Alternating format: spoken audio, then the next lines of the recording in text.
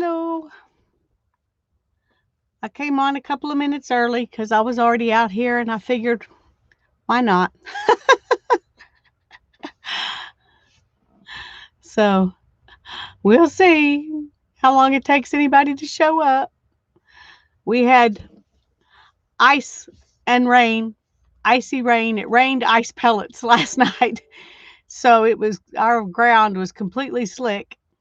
But I had Hannah put out some ice melt so that I could come out and play tonight. We're supposed to have anything from nothing to several inches of more of that same kind of stuff tonight. So we'll see what happens. Hopefully, I'll be able to come out and play tomorrow with Tanya and Barbara. Hi, Beth. I'm glad you're here. Well, I didn't get to watch the first part or the first half of the hop last night that Mary did, but I watched it. I watched the other ones this morning. And I was watching Shespins, Juanita, Shespins, and I was really wanting to do some spinning. And I really want to get on my wheel, but it needs some TLC before I can get on it. Hi, Julie. And she mentioned that some people use what she called a carding board. And I'm pretty sure that it's the same thing that I call a blending board. And so she made me want to get mine out. It has literally been years. I don't know, 2, 3, 4 years since I've done anything on this board. So we'll see how that goes. Hi, Mary. It's good to see you. Anyway, I thought I'd play on here tonight a little bit, and then maybe we'll do a mystery box page after that. The yucky stuff is not supposed to come till around midnight, so I should be able to get back in the house in plenty of time to not have to walk through it. Hi, Cheryl.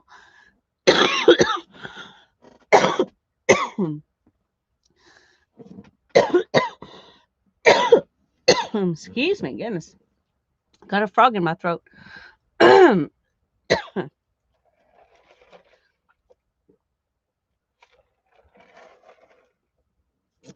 But this is something that I did a long time ago on this blending board, and it's gray Shetland wool, and then silk.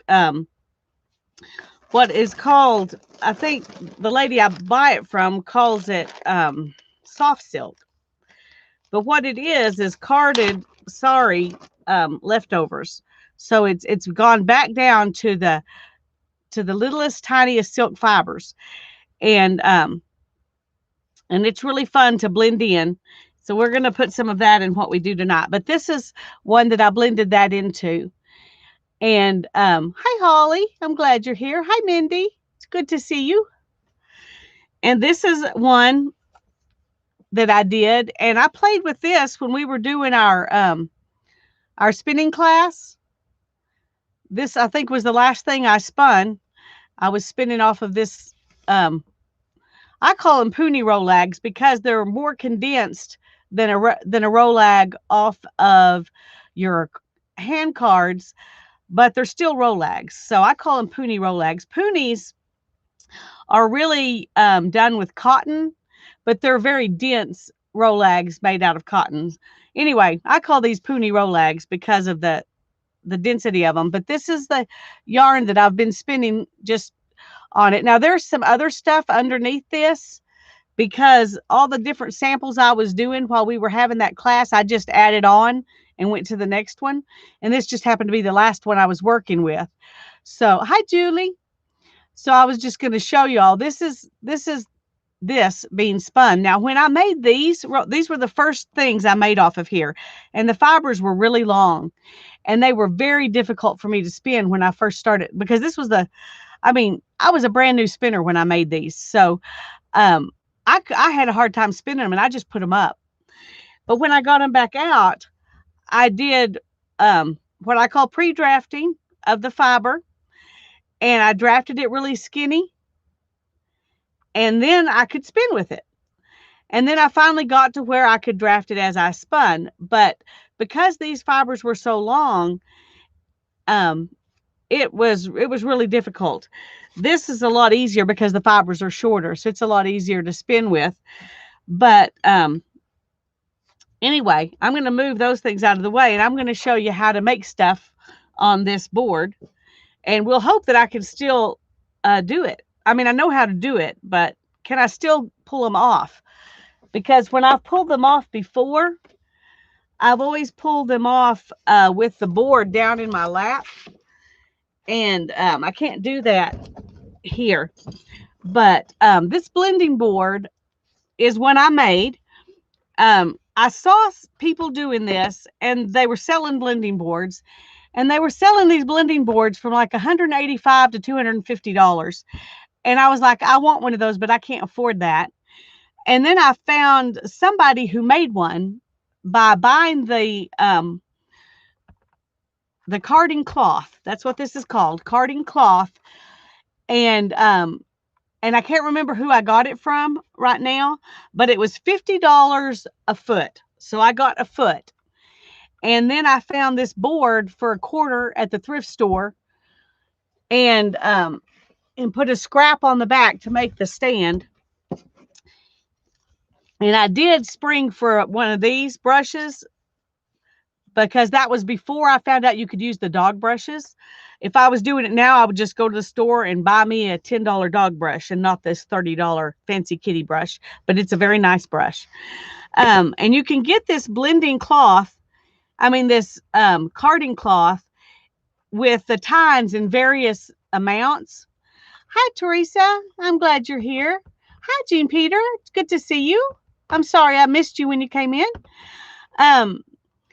You can buy it in different widths. You can buy it in whatever length you want because it comes on a roll and they just sell it by linear foot.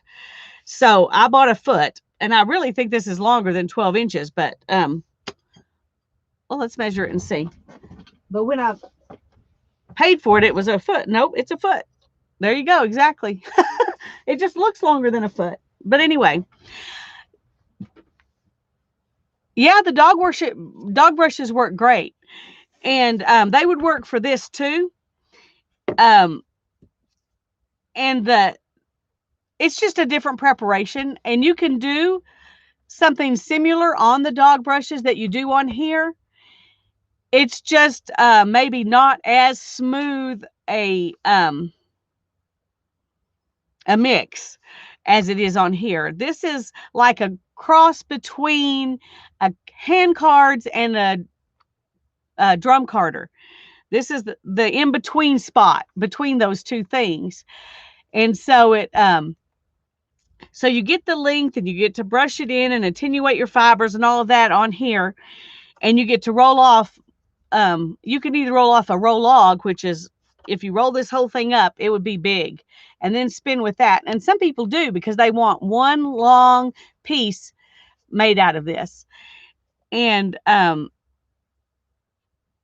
have heard people say you can pack about 2 ounces of fiber on here. I've never weighed it to see how much I can put on here.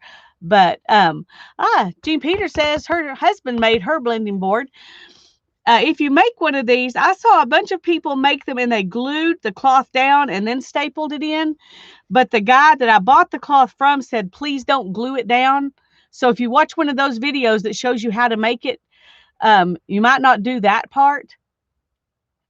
But I just stapled it all the way around because it's rubber and the tines need to be able to move. And if you glue it in, they can't move, and then they bend twice as easy. So, so I just stapled it all the way around. I didn't, I didn't glue it. I was trying to think of the word. Oh dear, it's going to be a hard night, I can tell. Anyway, when I was watching Juanita, I was really wanting to spin, and when she mentioned the carding board, I thought, oh, I need to get out my blending board. I haven't done that in a long time. Those of you who took the spinning class, you know, I stuck some of these in for you to spin from just to play with, but this is how I made them. So, and you can blend a lot of different things. And you can take it off and reblend it, and take it off and reblend it like you do on a on the cards or on the drum carder. So you don't have to put it down and pull it off and that's it. But you can put it down and pull it off where it's in layers, and it just comes off however you put it down. So the the advice I was given when I started doing this stuff was to put down a regular fiber first. Now it doesn't have to be plain. It could be any color. Um, it could be any color, but I'm going to start with this,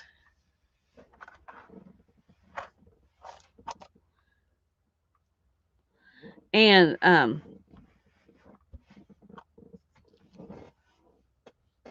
that these are really long fibers, so this also may be hard to spin. Um,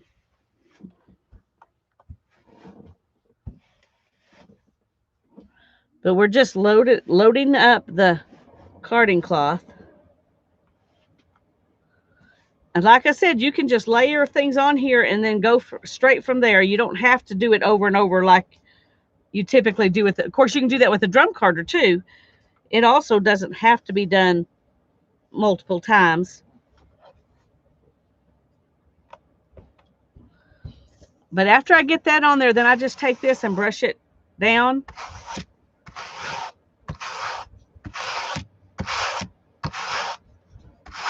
Okay, I got too much right there. It's not wanting to brush down, which means it's too much in that one spot. So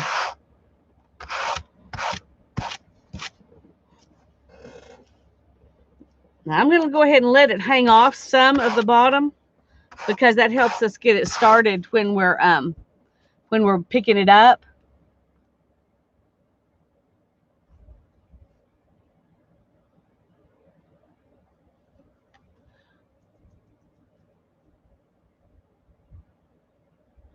Yeah, Jean didn't glue hers either. That's yay, Jean.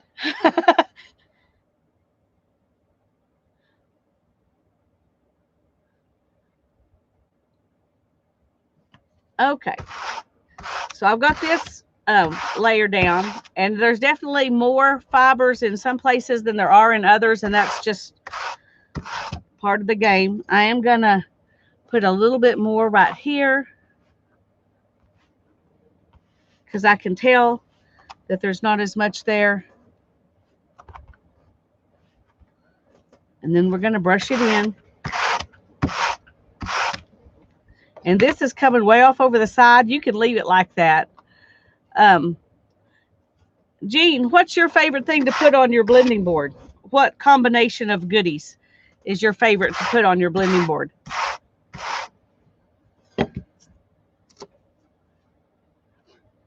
Is it like Velcro?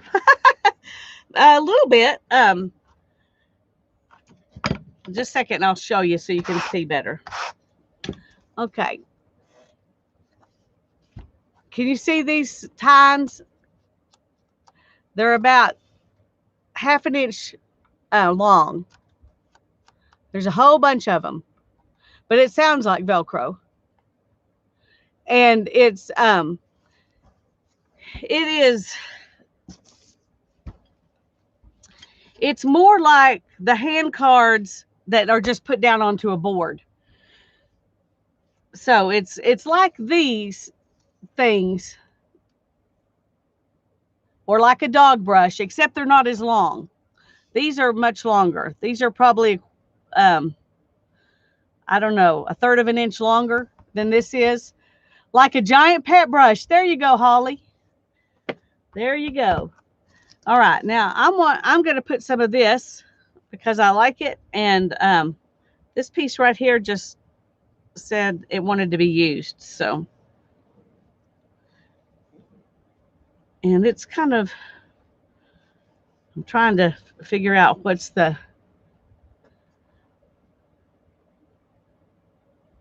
she's only done wool and silk, but funky color mixes. Yeah.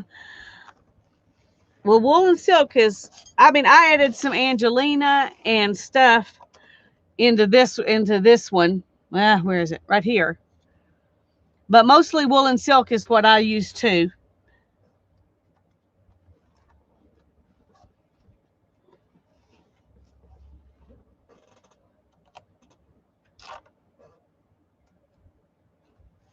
And I haven't done a bunch of color mixes because those two that I showed you are pretty much all I've done, except for the ones that, those are the only ones I did multiples of, where I got my fibers and um I measured them out so they were all the same size and I could repeat the same process. I put them in the same, so I could repeat the process and make more. And I just did it over and over again in the same order. Um,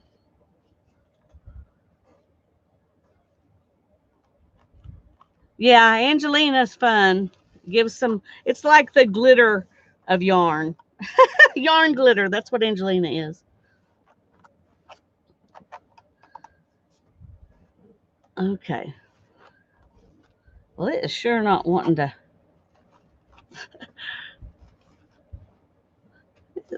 Okay, let's see. This has got such long fibers that it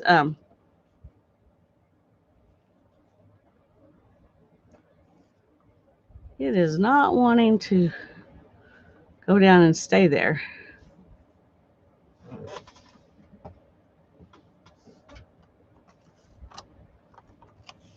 See that comes all off at once. This is not the sorry silk that I've got here. This is silk top. So the fibers are really, really long. This soft silk over here, I'm going to put some of that on here too. The fibers are not long like this, so they will go down a lot nicer. This is not wanting to cooperate.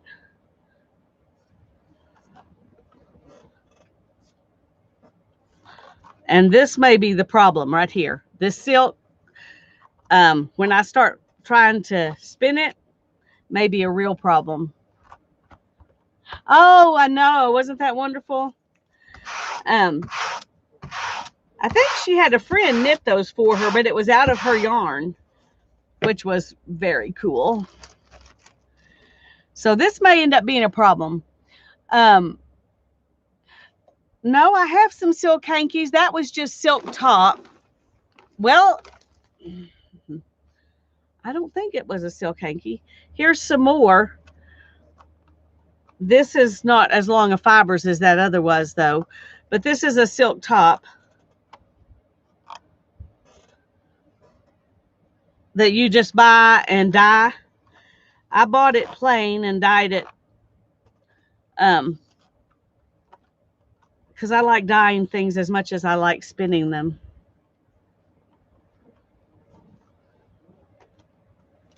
That's a weird mix of colors, isn't it?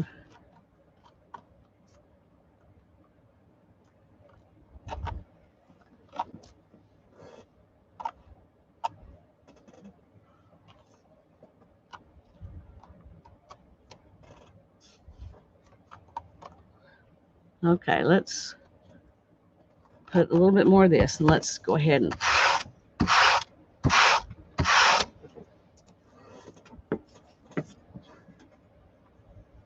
silk hankies are one cocoon that was spread out over a frame. They got it wet and then they started, it was a cocoon that was open. So the silkworm came out of it and left the cocoon, and they took the cocoon and got it wet, and then they started spreading from that hole where the little moth came out. They start spreading it and spreading it, and they spread it over a frame, and usually about like this, and they spread it out and let it dry, and that's called a silk hanky. And so it is one solid fiber. One strand makes a silk hanky. Silk is an amazing thing. If you haven't studied it, you need to just go find out stuff about it just for the pure joy. Okay. Now I've got to decide what do I want to put on with it. Okay, let's take that off. Let's put it right here.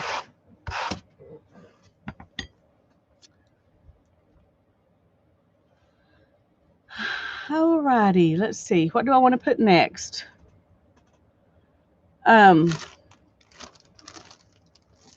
I'm going to just put some of this for fun. This is some alpaca that I made into like they were supposed to be little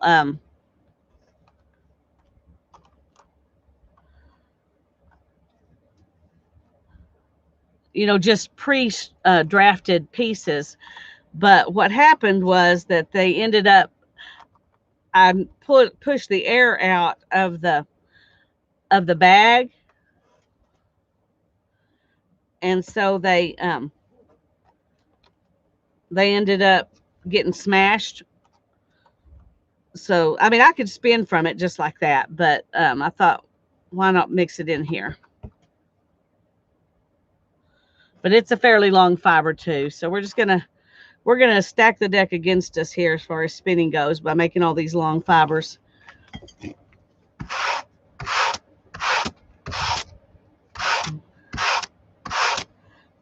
And even rolling up this into small ponies will be difficult because of that. So I don't know how it's going to turn out. I should have used easier fibers to start with, but I just wanted to play and make something pretty to begin with. Okay, I'm going to put another layer of this.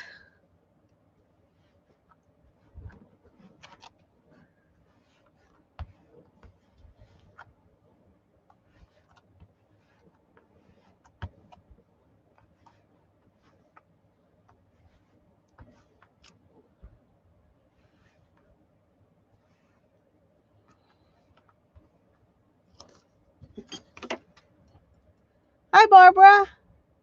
Juanita inspired you too? I'm glad. She's done a lot more spinning than I have. I was trying to remember when I started spinning, and I think it was in 2013. So, okay.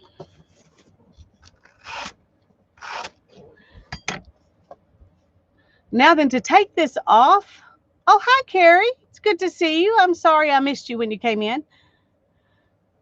To take these off, the first thing you do is kind of lift it a little bit out of the tines at the bottom down here. And you put, I use a knitting needle. Some people just use a dowel rod, but I use 2 knitting needles because they're very slick and the fiber can come off of them easy. So you want to put one on each side of the fiber, and then you want to roll it. And then you want to lift, and that's not easy to do when it's not held against something. So, and it's not easy to do when you have all these long fibers. Like I said, I probably set myself up for failure here. Okay, I'm gonna turn this around and see if I can.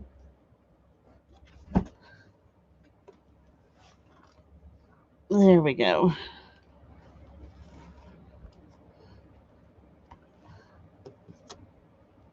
And you just keep wrapping until you get it to come off about the size you want. And then you take your knitting needles out, and then you've got a pony to spin. Now, I don't know how this one will spin. We'll figure it out in a minute. We're going to go on to the next one and do the same thing again.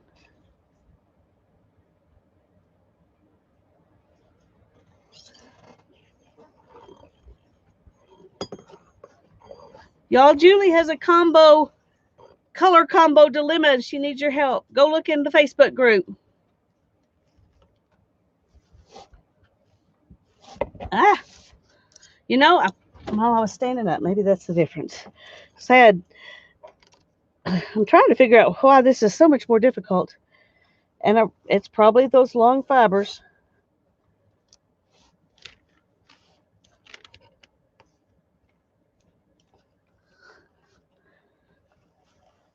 There we go.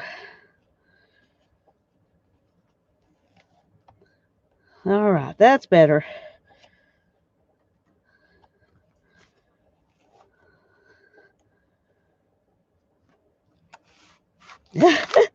Oh, okay. This works better when I can push it against my lap. Okay.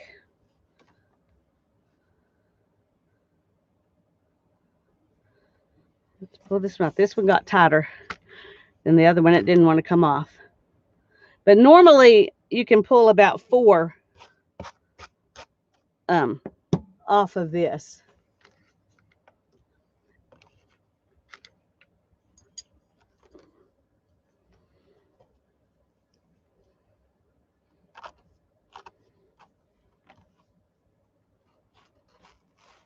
Lift and pull.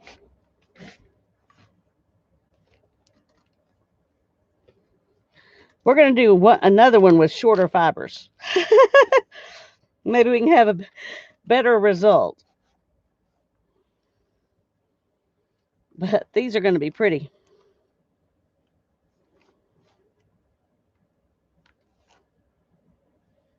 Okay, that first one was kind of big compared to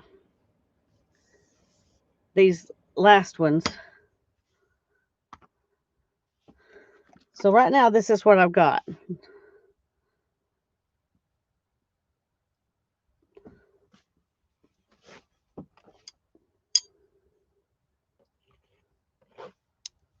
Yeah, it's kind of a coral. It's kind of a coral orange.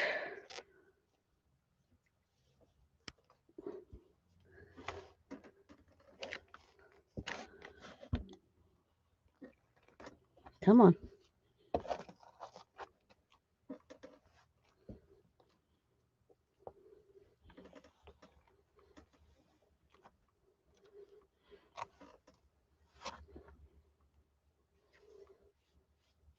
Okay, we're going to get 5.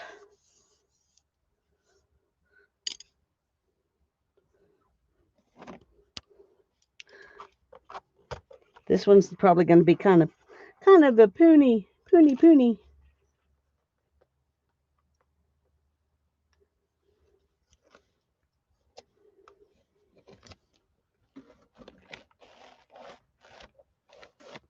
Okay.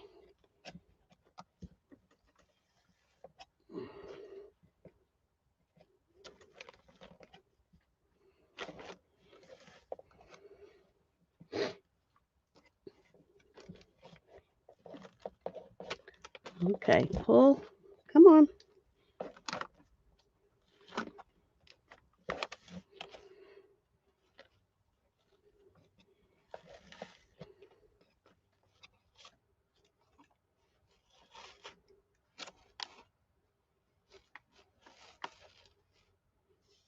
Okay.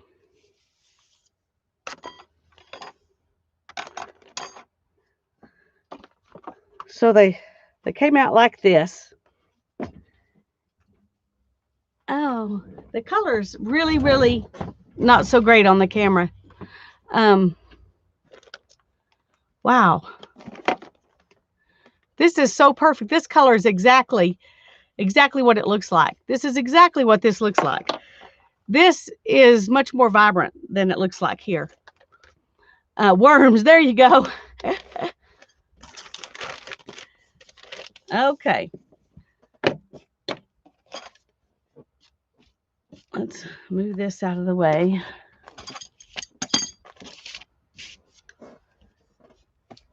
And I'm going to move those up. And I'm just going to start with, actually, I'm going to do this one because it's got more. Nope, we're going to take one from the middle. Here we go. This one right here. All right. Because it's already started to come undone. So it's called carding cloth. Carding cloth. And if you just, I think you can even buy it on Etsy now. You couldn't when I bought mine, you had to go to a wholesaler to buy it. And he just, he normally sold to the people who make them and sell them. But all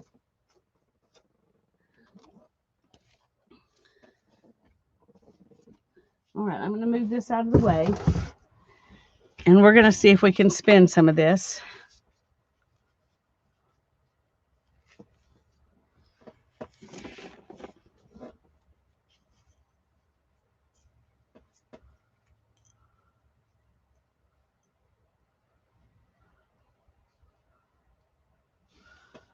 Okay.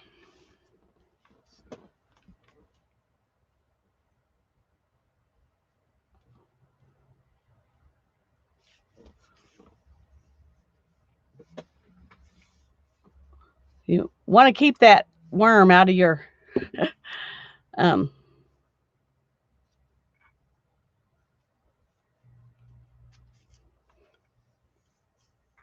I don't usually spin up like this, so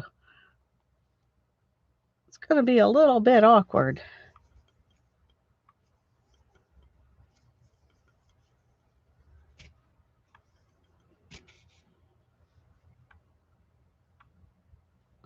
This is kind of the park and draft method here. I call them puny Rolags, Punirolags. Some people would call them punies, other people would call them Rolags, but I call them puny Rolags because they're not exactly either one of those.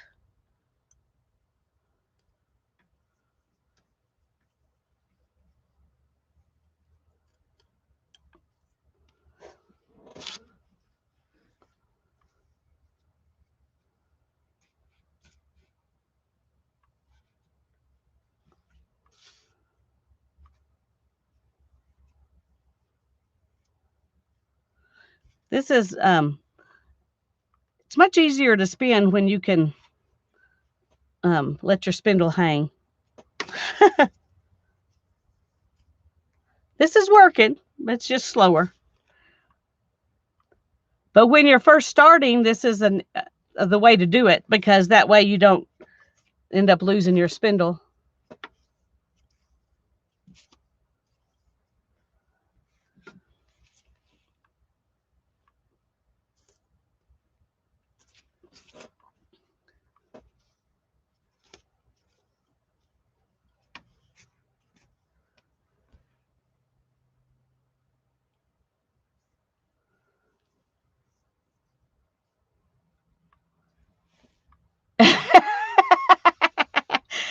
Oh, she wouldn't if she knew what it was. If she knew it wasn't a bad thing.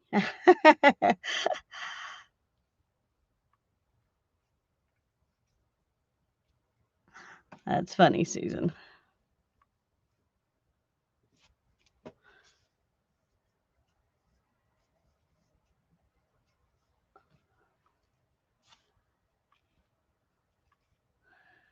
Yes, you can use it as a singles if you want to. Singles are more usable or easier to use in weaving than they are in crochet or knitting or something like that. But so most people ply, and I ply most of mine too.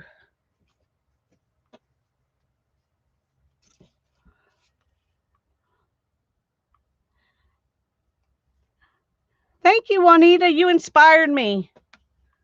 Made me want to get out my spinning stuff, and my wheel is not, and it doesn't have the ability to be used right now. When you talked about the carding board, I figured this is what you were talking about, the blending board, or I call it the blending board, but I figured it was the same thing you were talking about, and that made me want to get that out because it's been years since I used it. And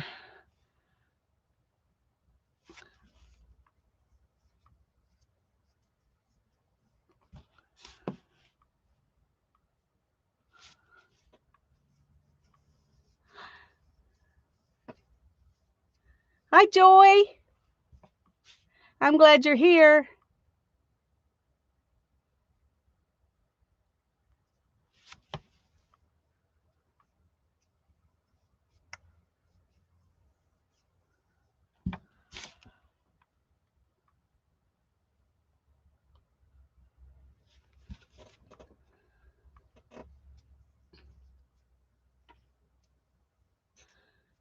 Oh, most energized singles.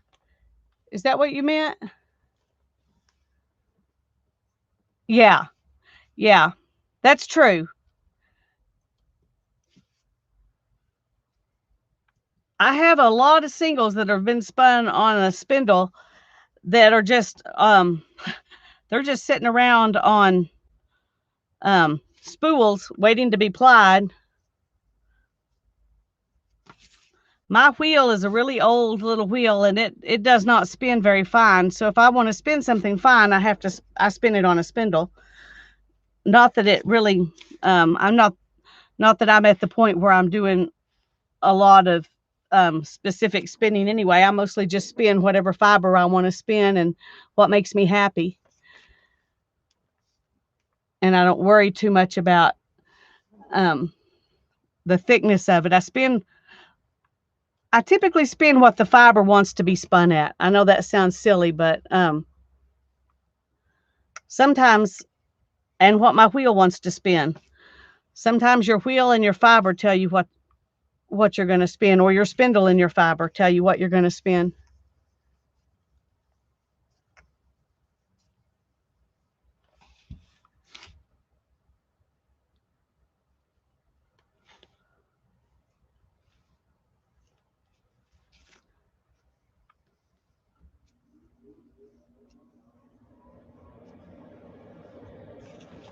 Trying to type with a teething demon. Oh dear, poor sweetie. Both of you.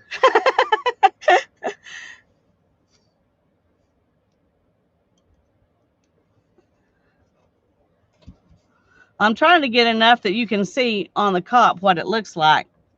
So it's going to take a little bit. Sorry. All right, just a second. I'm trying to put enough on here for you to see it. Um, right now, mostly all you see is the pink that I already had on there.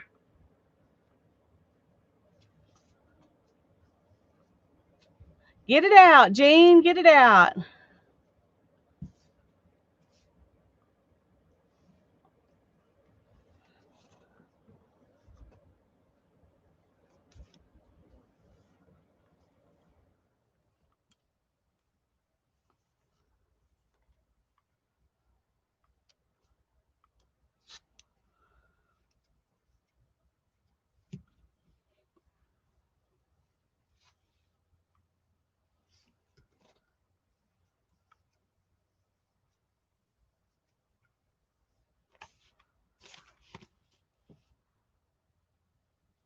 I don't know what kind of feet you're working on, but good luck. Oh, sewing machine. Okay. I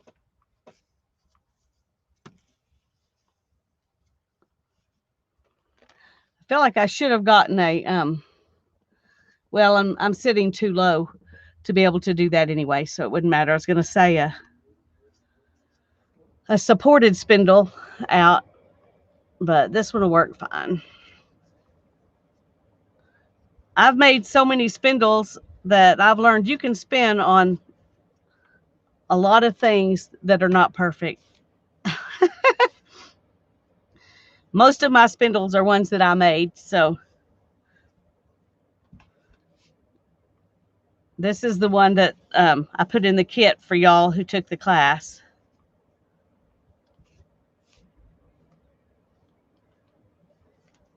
Okay, we got to be getting to something else here in a minute.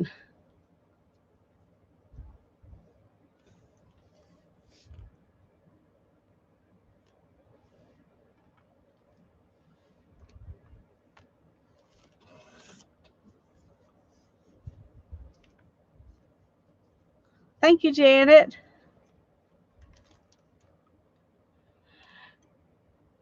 Yeah, some of them were rocks, and I even watched. Have you ever watched the lady? Oh,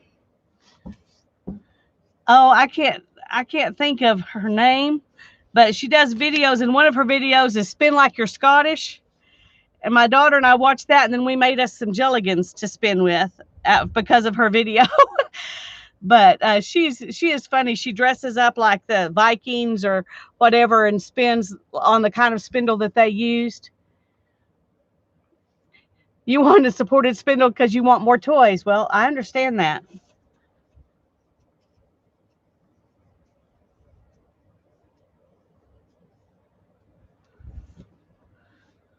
I'm about to, I think, get to another fiber here in a minute. Mostly I've just got this coral color and the cream, but I think I'm fixing to pull in something else here. It's hard to tell. It does. It does. I was trying to remember where mine is. I could get it out and show y'all. Um, I've shown it in one of my videos, but when I was talking about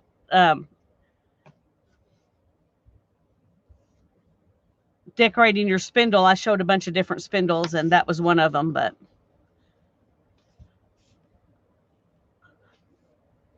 it almost looks like a carrot too.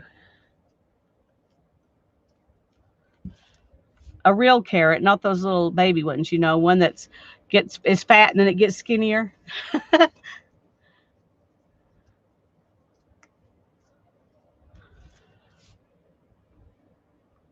Oh well, it's just the brown stuff. That's not exciting.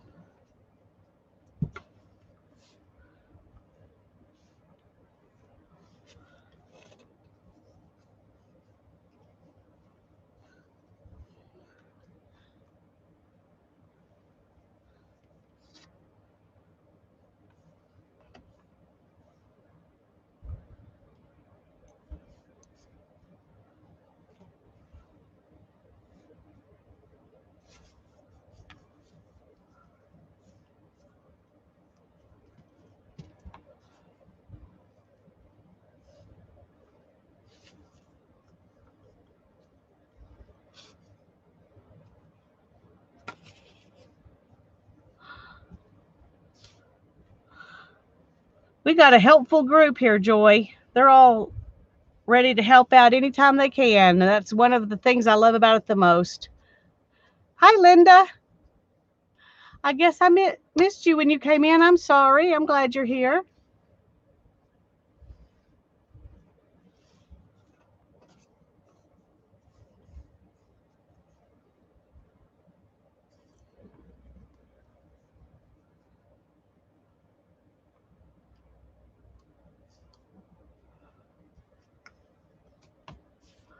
Oh, yum. Go eat that chili, Jean. That sounds wonderful. I had taco meat, no shells, just the meat with cheese melted on top. And it was yummy.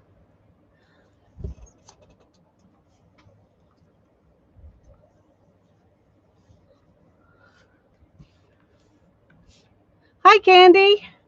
I'm glad you're here.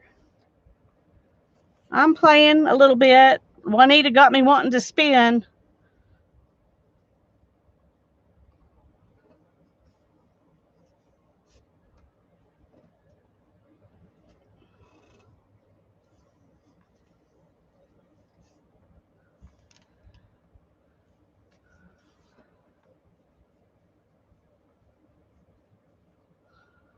I'm not a professional cop builder.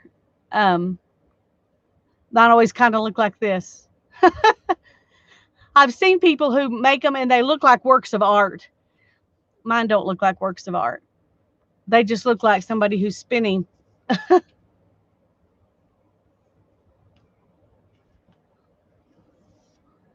Got to keep that out of my spin zone or I'll end up with a mess.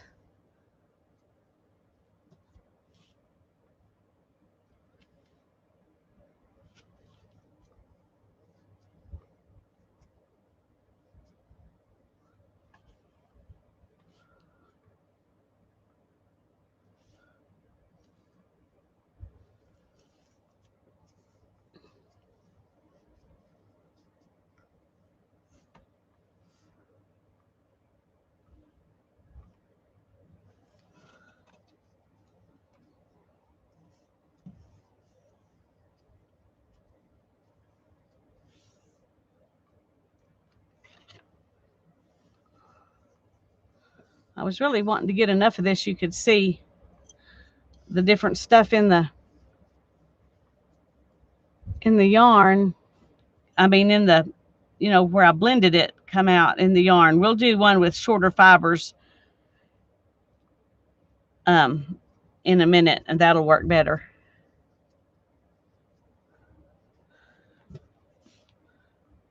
I didn't realize till I was already putting it on there that that green and blue silk that I had was not the soft silk. It was a top, and that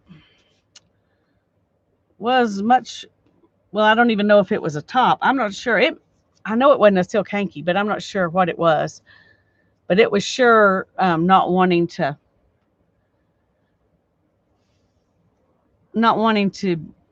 move down into smaller bits.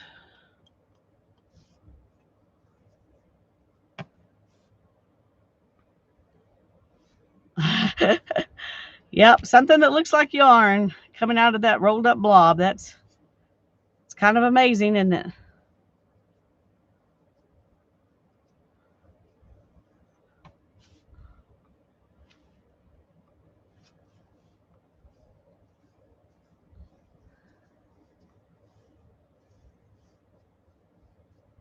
Oh, there you go. Juanita's giving us the science. And there is a lot of science. There's math. There's all those things involved in spinning and weaving.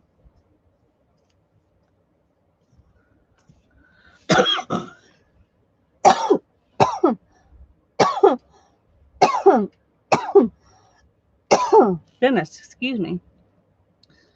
Didn't get over 20 degrees today. That should kill everything that makes me have allergies, shouldn't it? This is a fun place where you can ask any question about any craft things and get great answers. That's right, Linda. That's one of the best things about our group. So many people do so many things. It's wonderful.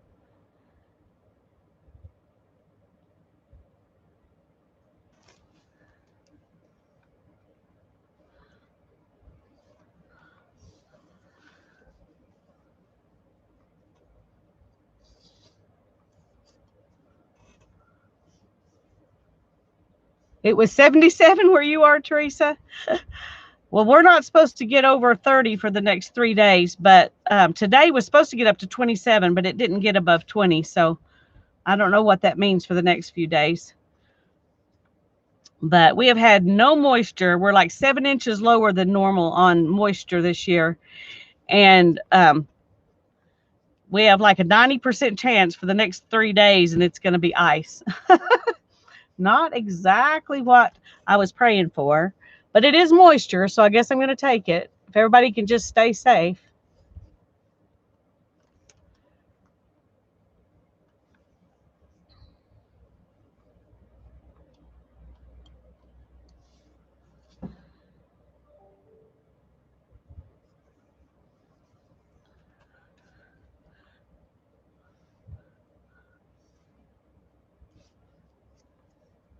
The more plies, the rounder the yarn. Most fine laces are 2-ply because it gives good stitch definition.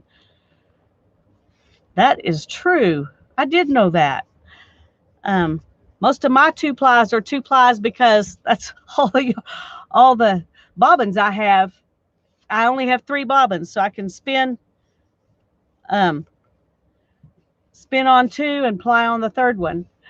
I do have a lot of storage bobbins, so I guess in theory, if I had a place to stand them all up, I could do more plies, but I don't spin fine enough on my wheel for it to want to do anything more than a 2-ply. And I haven't done a whole lot of plying yet on my spindle spinning, so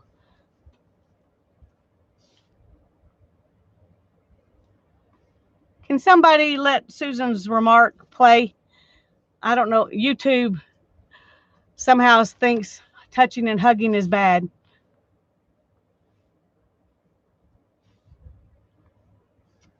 Thank you.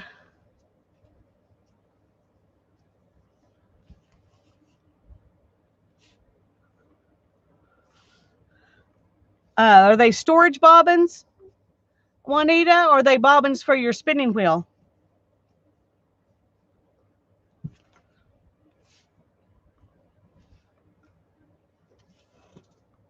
for your wheel.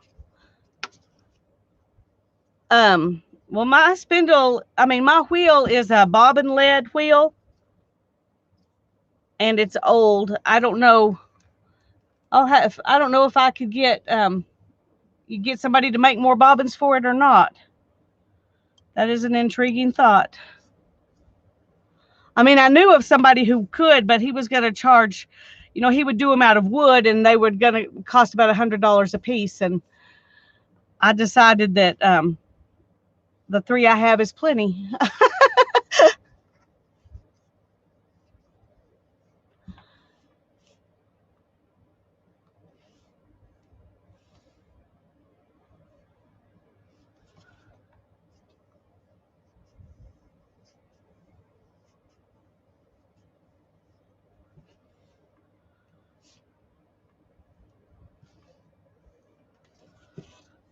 Okay, we're almost going to get enough on here to see some.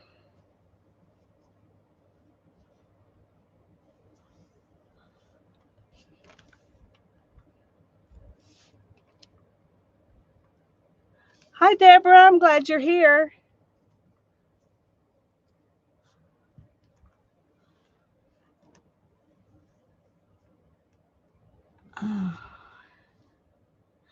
Well, I don't know if I'm a natural, Beth. Um, I think if I was, my spinning would probably be more consistent. But I love it. It brings me joy.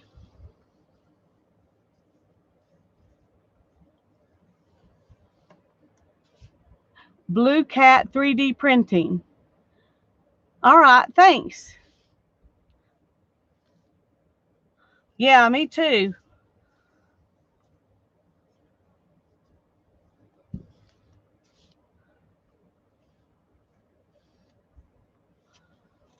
Okay, we're gonna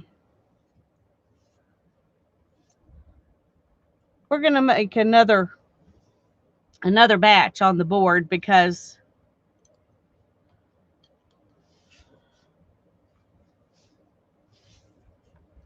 this is what it looks like right now. And it just mostly looks like the cream.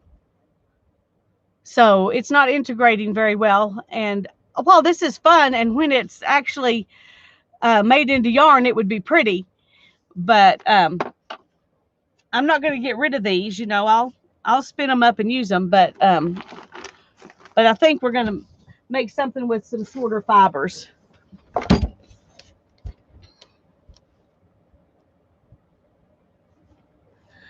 Okay.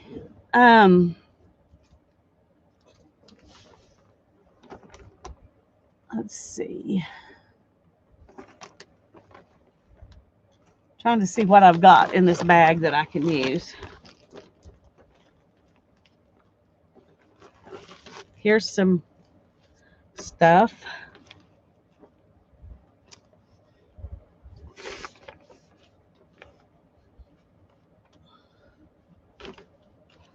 Some of that.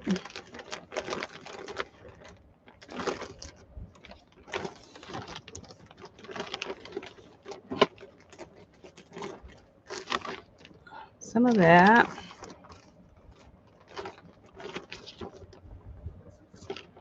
Or we could use this. But this is the way I dyed this. See, you already get a mix of colors. But we could use that. We could add some things in maybe that will go with it. Let's do that. Most of my stuff that I really would have liked to have gotten out and used is up in the, it's put up and I can't get to it very easy. So let's see.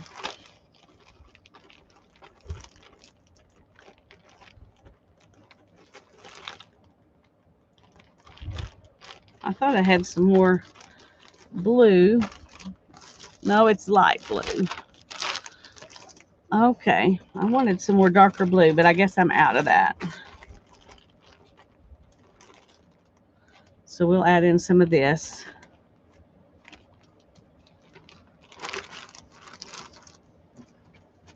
Okay. And we're going to use this as our base. And this is a superwash merino. And when you mix superwash and non-superwash, who knows what you're going to end up with. Um, so it's not necessarily a good plan unless you're making an art type yarn. If you're making something to wear that you're going to have to wash, I would not mix superwash with something else, because superwash does not felt and it does not shrink, but regular wool does. And so if you put them together, your piece will shrink different amounts. Unless that's what you want. That might be what you want. I don't know.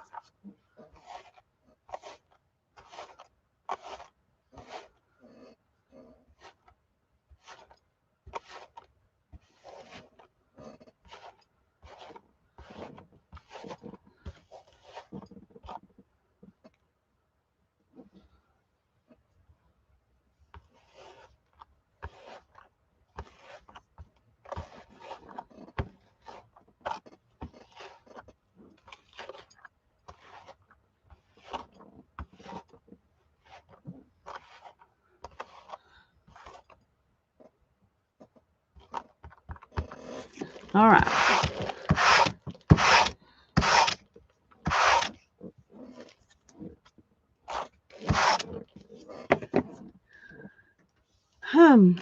Now I'm wishing I had more of that.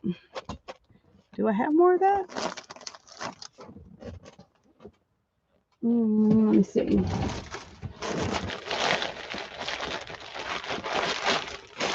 Nope. Okay. Which is one of the reasons I was going to use it this way, was because I knew I didn't have enough of it to do anything with. And part of it's because I made it specifically for a class that I was going to teach. And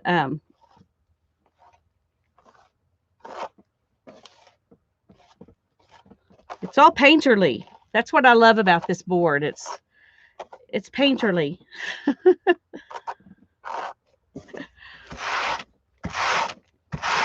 And you can do this same thing on a drum carder or on your hand cards or on your dog brushes, if that's what you're using for hand cards. It's just not as painterly.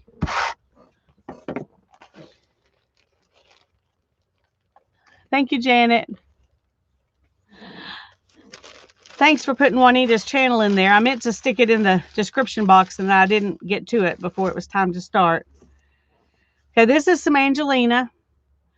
And I'm not a huge Angelina person, so I'm not going to put, a ton of it in here. I like it okay, but I like things that at least pretend to be a little more natural most of the time. Okay, that will be hard to do. So let's just go ahead and get that Angelina in there. Oh, it's all over me. All over me. That's one thing about it. Okay. See, what else do I have that I wanted to add in? Let's go ahead and add in a little bit of this brown. I'm going to see if I can kind of spread it a little bit so that it will make a thinner layer here.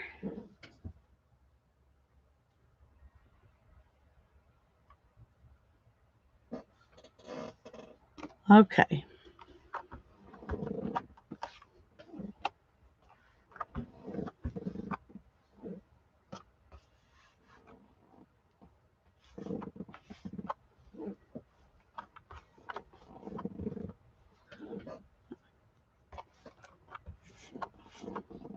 Oops.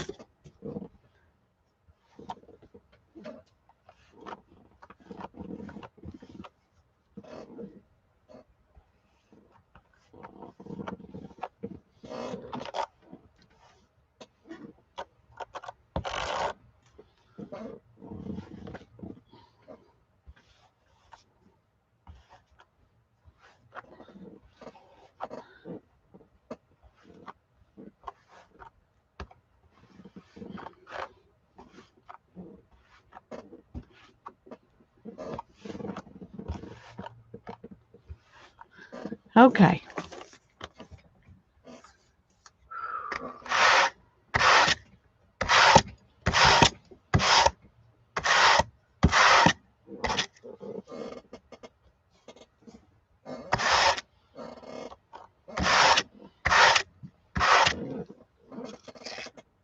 Okay. It's like glitter everywhere but where you want it. That's right.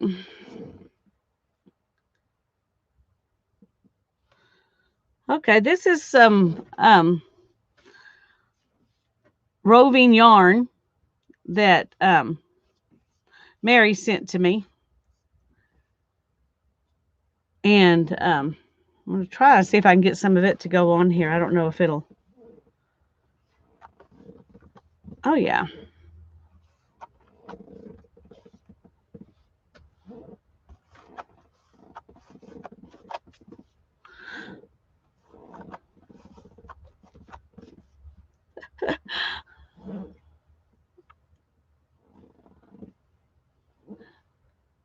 Pencil roving, yes. That's right.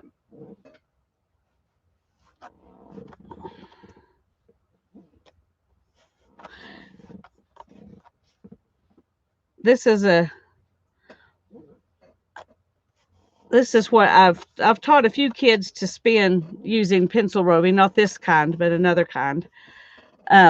So they could, get some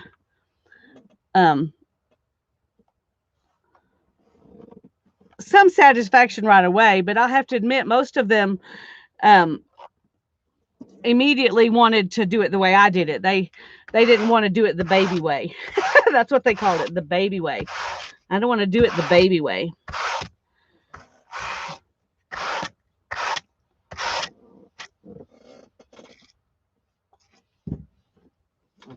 Okay.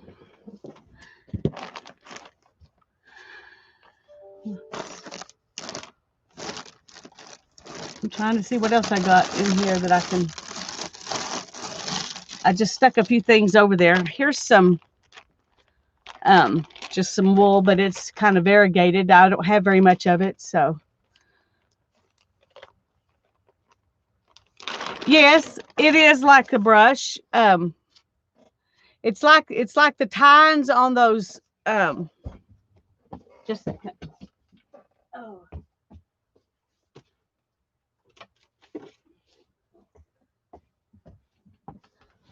It's like this, except it's a lot finer tines and they're packed closer together. But it's the same kind of stuff.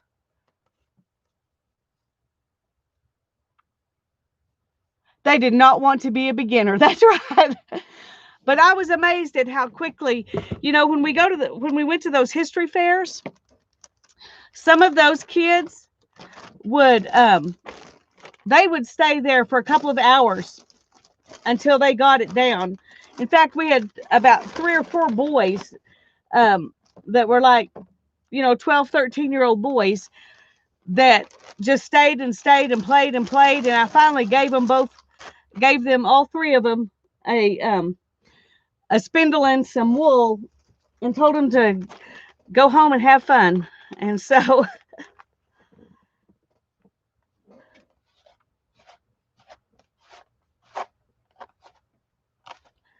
that felt good for the kids that age to like it enough that they didn't go see all the other reenactors and stuff. They just wanted to learn to spin. And one mom brought the boy back and she said, "He says you gave him this. Did you really give him this? Because I wouldn't put it past him to steal it." I was like, "Oh, what a terrible thing to say about your child." But anyway, I said, "Yes, I gave it to him." I said, "It's, you'll have to look online to replace to get more wool, because at that time you couldn't buy it at like Hobby Lobby. There are enough people doing felting now that you can buy some at Hobby Lobby. It's expensive, but you can do it." And she said, "Well, if he spends up everything you gave him, I'll buy him some." So Yeah, it's going to be fun. I'm going to put, I've still got lots of space, so I'm going to go ahead and add something else. I mean, why not?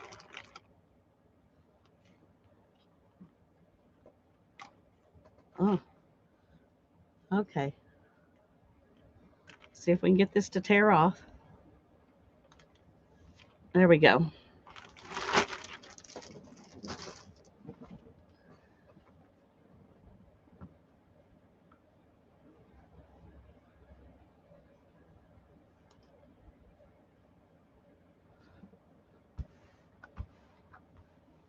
And you can get the carding cloth in different different sizes of tines and different amount, you know, how closely they're put together. The thinner the tines, the more closely they're put together. Um, because they make drum carders with all those different sizes of drums. I have a very old drum and it is much, much coarser than this blending board is. So I still like it. I've got to buy a new, oh, what do you call that thing? Drive band for it. So I can't use it right now, but I don't know how. I mean, literally, it's from the 70s at least that old. The lady who gave it to me, I'm sure she'd never replaced that band, and it's finally died and needs to be replaced.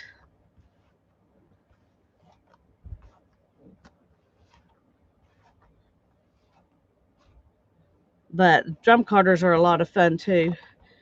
But this is a lot more um, accessible, a lot cheaper, especially if you build your own.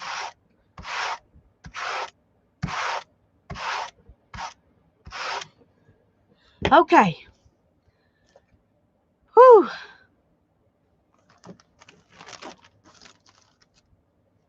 Now we're gonna pull this up and see what we got. If I can get it to pull up with all my awkwardness here. When you do things, some carnival colors, that's right. Go big or go home. Um, when you do things, you know, for yourself, you don't have to worry as much about.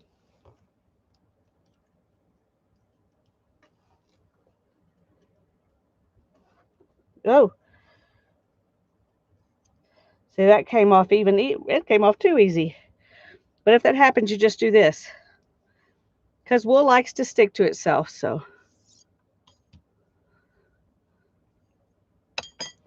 there's one. Now that is lovely.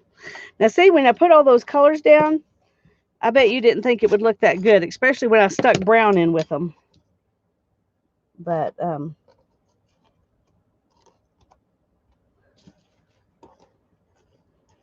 oops, this way. Lift and pull.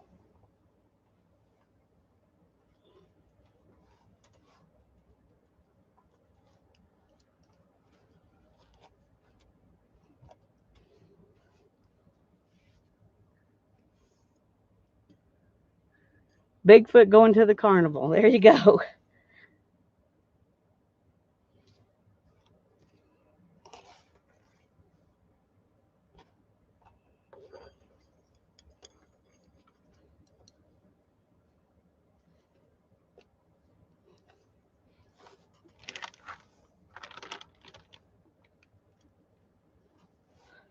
It would probably be better if I didn't brace against this carding cloth, but I don't really have a choice right now.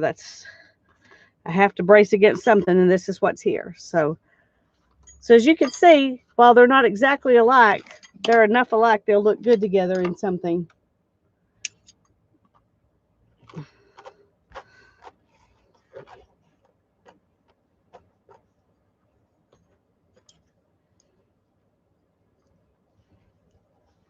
And the more stuff you put on, the more of the puny Rolags you can pull off in one group. And if you can roll it on this, that tightens it up and makes it neater looking.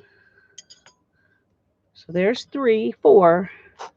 I bet we'll get 6.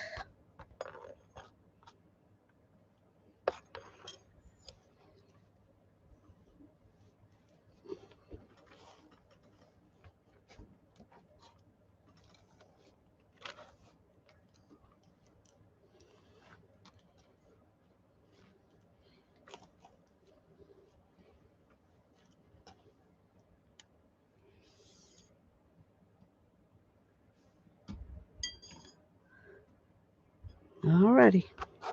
We can get at least one more.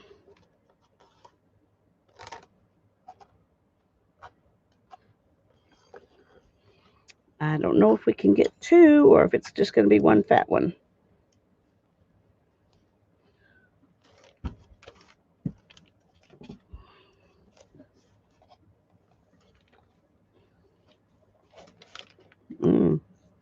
Okay, that didn't work. Let's try again. There we go. Lift and pull.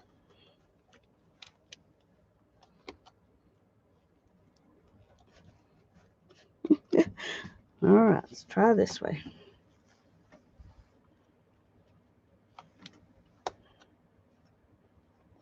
And I'm just going to go ahead and take it all off because there's not enough left for another one. That's all right.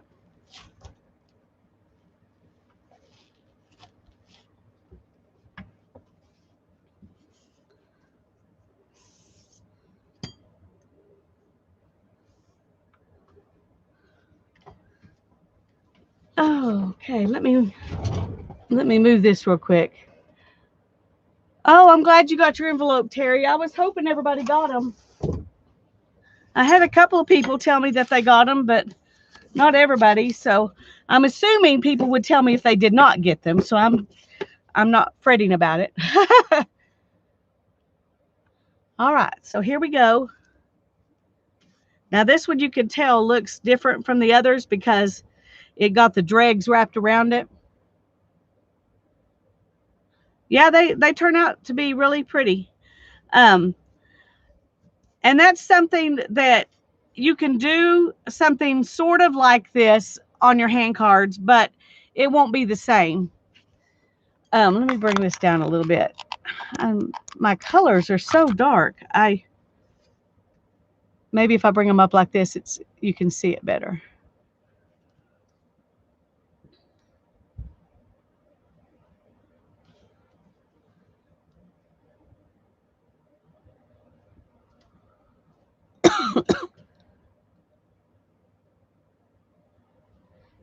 And the fact that they're not exactly the same gives your yarn some more interest too, because it ooh, this one's going to come apart on me. Because let's just go ahead and do that. We'll spin with this one. It gives your yarn more interest because it's not an exact repeat all the time. So, oh, I'm glad you could see them better then. Good.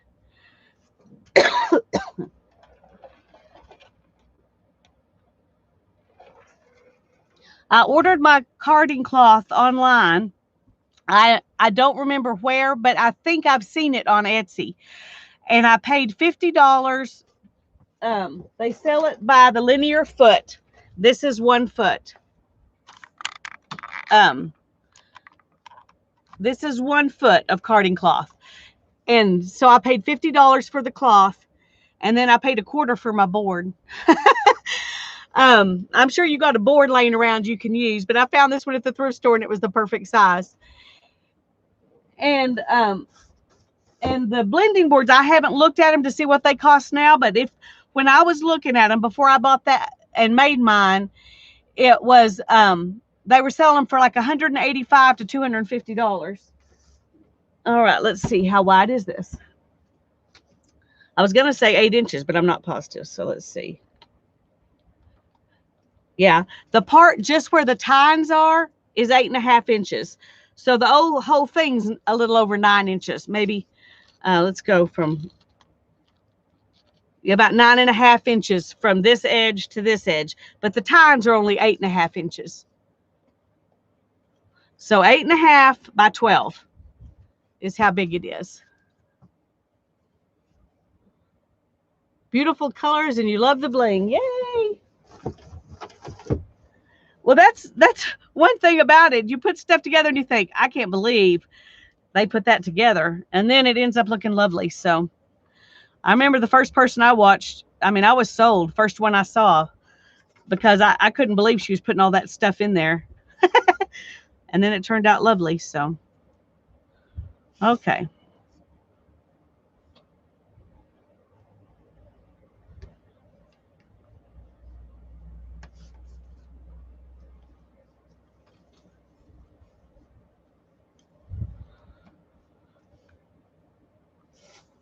But I just Googled carding cloth, and that's how I found it, Beth. But like I said, I think if you go on Etsy and do carding cloth, or Google and do carding cloth, you'll find somebody. And it's not like there were very many places. I mean, there was like one place back when I was doing it, but there probably are more places now.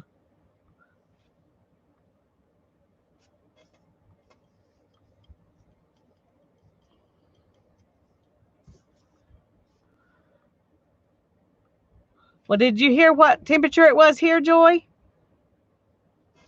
It got up to 20 today, and we have ice all over the ground. And this is Texas too. But we had 90 just a few days ago.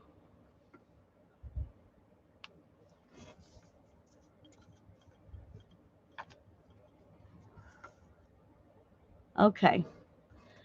I'm going to do this and see if y'all can see what the yarn looks like. Well, it's kind of hard to see.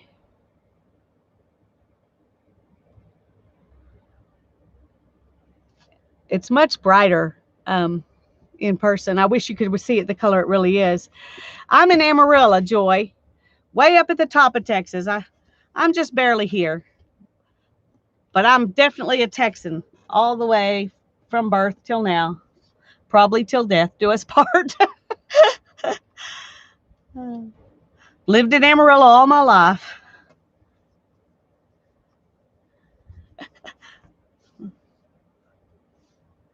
Oh, I don't think I knew you lived in Texas either. I'm trying to remember if I knew that or not. Whereabouts are you?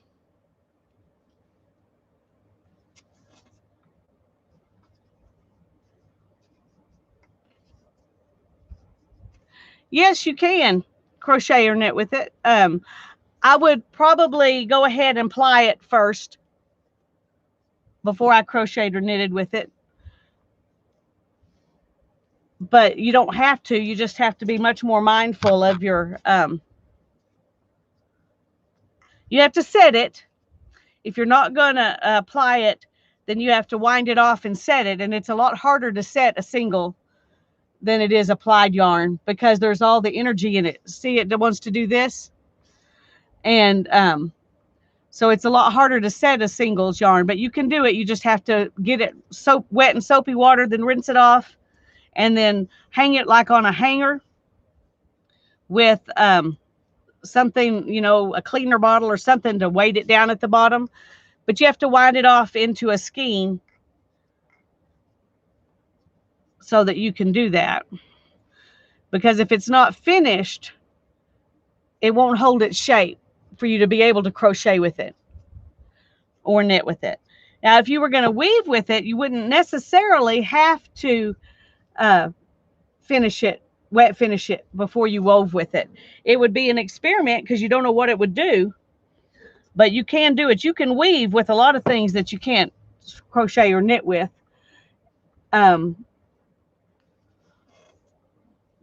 If you're using them for warp, you could use it for weft too if you're really, really careful.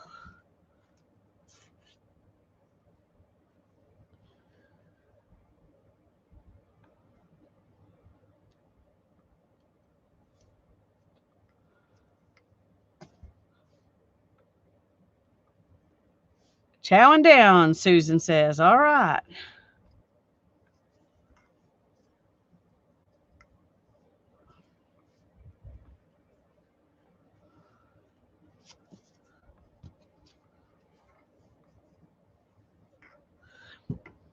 Most everybody I know that spins to knit or crochet plies their yarn.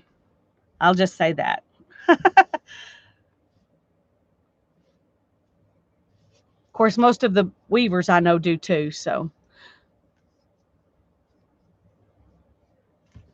a mini spinning 101. There you go.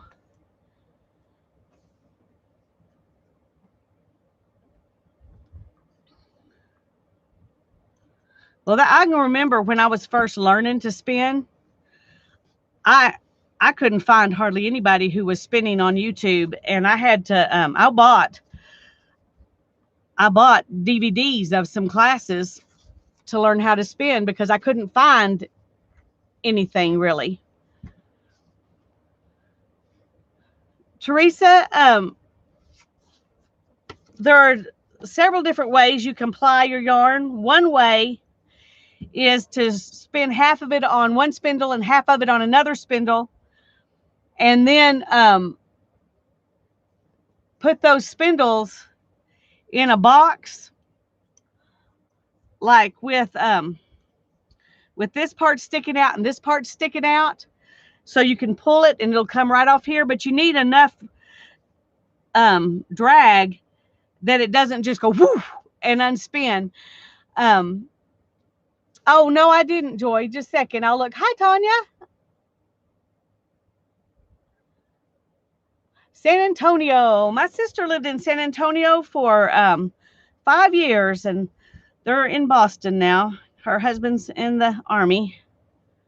They loved San Antonio. So, yeah, you got more heat than we do. And I'm perfectly happy to live in Amarillo with less heat. It's not as beautiful, um, tree wise and things like that, but I love it anyway. Um, Another way that you can ply it is to wind it off in a ball and then wind your next spindle off in a ball. So you've got two balls, and then you can put those balls like under a terracotta flower pot. You want one that's not much bigger than the balls are, and have the yarn coming out the top of the pot, and then you can ply on a spindle. But every time when I'm spinning, I'm always spinning clockwise. And to ply, you take two yarns and you spin them counterclockwise. Yeah, counterclockwise. And that twists them back on each other, and that makes the yarn stable. You can also wind them off on an ostepene or something else where you can have one piece of yarn coming from the bottom and one coming from the top, and then you can ply from that ball by itself. But however you do that, you still do it the opposite way of how you spun it. You can spin counterclockwise and ply clockwise if you want to. I know people who do. You just have to be sure you always ply the opposite of how you spin. Tanya, we got ice. We didn't get snow. We got little ice pellets that froze into a sheet of ice on the ground. Hannah put out some ice melt, or I couldn't have even come out. Tonight, we're supposed to get more of it. They say anywhere from, of course, this is Amarillo, so anywhere from nothing to 3 or 4 inches, and of snow mixed with ice. So we'll see what happens.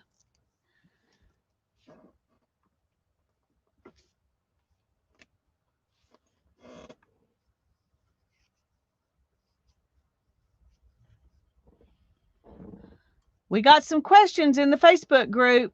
People are needing some help, so y'all go give your opinions. Help out your friends.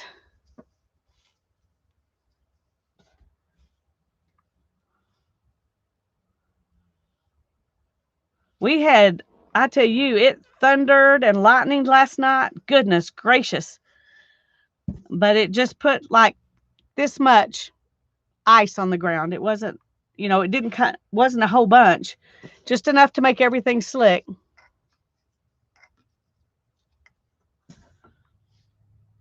So I'm still assuming I'll be able to stream. And Tanya is back home. So Tanya and Barbara Clark and I are all going to stream together tomorrow, uh, Lord willing. So we're planning on streaming, and it will be on my channel. And Tanya may be a little late. She's got a lot of work to do to get ready for this little storm. And because she was gone and wasn't expecting to have to do this. So anyway, we're going to start at 2, and Tanya will get there as soon as she can. And we're just going to work on whatever project we want to. I'm assuming I've finished my carved books. I think Tanya's finished hers. Oh, yay, Tanya. She may not be late. That's good. Now everything's making sense, Joy. Yeah. I had somebody ask me not too long ago if I was a Southern gal. I said, no, ma'am. I'm a Texan. There is a difference, but it's not too big when it comes to accent.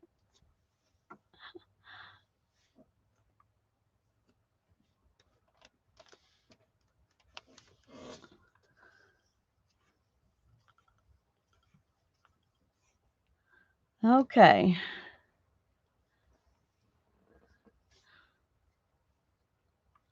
We didn't get all of the color from the one before this. I mean, the pink one covered up yet, but we are getting color back on it from this one. So this is going to be a funky yarn.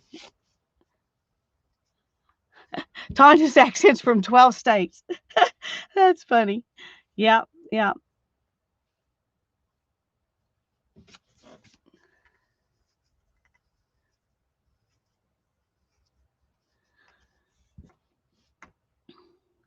It is in the south part of the United States. That's true. But when I think of the southern states, I don't think of Texas. And I guess that's um, just being a Texan and thinking we're all special and something, that we're our own thing and not part of the southern states. But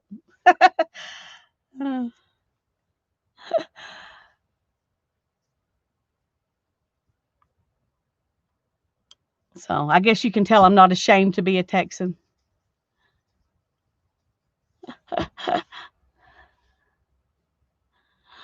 Okay, Barbara. See you tomorrow. And if you come back and I'm still on, wonderful. But if not, I'll see you tomorrow. This one's really fun to spin. That other one wasn't nearly as fun to spin, the first one we did.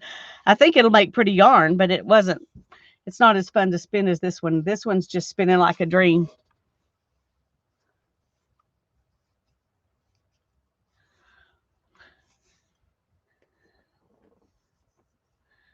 I had a cousin who moved from here to California, and when I would talk to her on the phone, she just sounded, Californian because she was 6 when they moved there.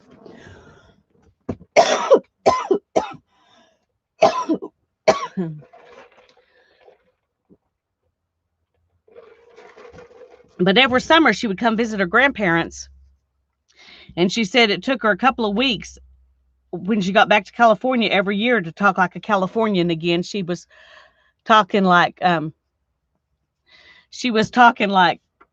Texan. When she would get back, everybody would make fun of her, because it only took her a week down here to revert to an accent that she hadn't really had since she was 6.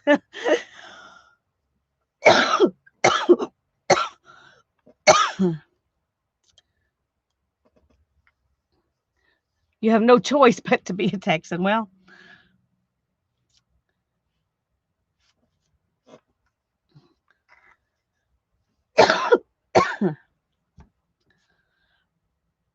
I never seriously considered living anywhere else, but I guess I had I could have made a choice to do that if I wanted to.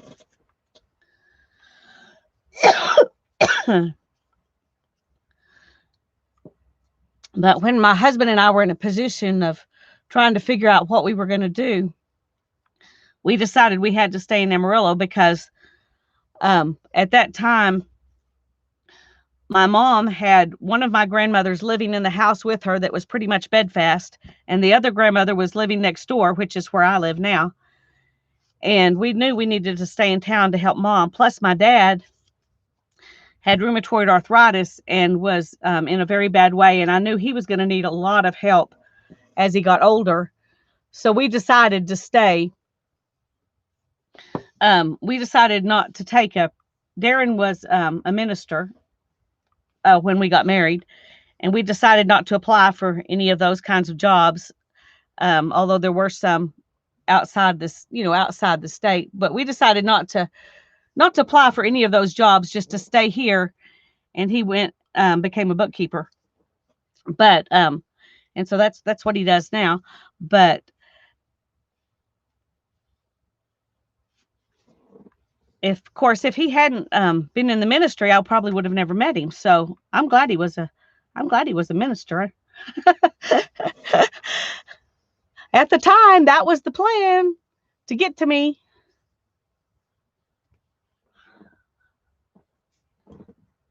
Are y'all getting tired of watching me spin this little yarn? Because I can stop and we can do something else. I was just trying to get enough on here where you can see it better. And it's fun. I'm enjoying it. It's relaxing. Okay. Well, I've got to get my wheel out and get it. I need to get it cleaned and oiled. The whole thing, the wood is really dry. It wasn't well taken care of, whoever had it before me, and I haven't been as good as I should have been either. So I really need to do that before I spin with it again. And right now it's in the garage, so I need to do that. Woo! Almost lost it.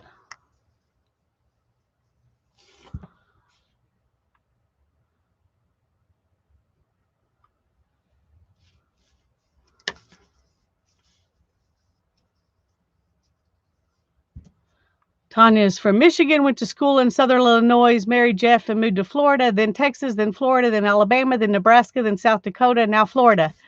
Woo! That's a bunch anyway. My mom and dad both, when they were growing up, moved around constantly. I think my mom said she, didn't go to school for more than 1 or 2 years at a time until she was in high school anywhere. My granddad he was a heating air conditioning man who, that's how he made a living. And he preached because that was his calling, but he didn't make any money preaching. So he preached at little bitty churches. And as soon as he would decide that church was healthy enough, they didn't need him anymore, he would move on to another one.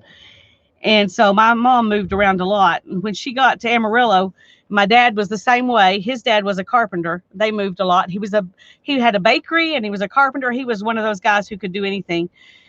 And when my dad got to Amarillo, they met at the ministry school that was going on here at the time.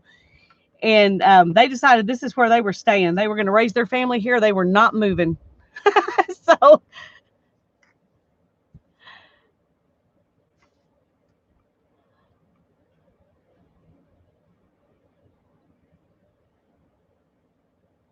yeah, San Antonio is about 8 hours away. That's right.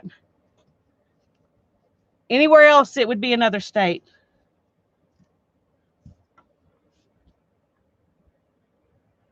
Well, most other places, I'll say, not anywhere. Not anywhere.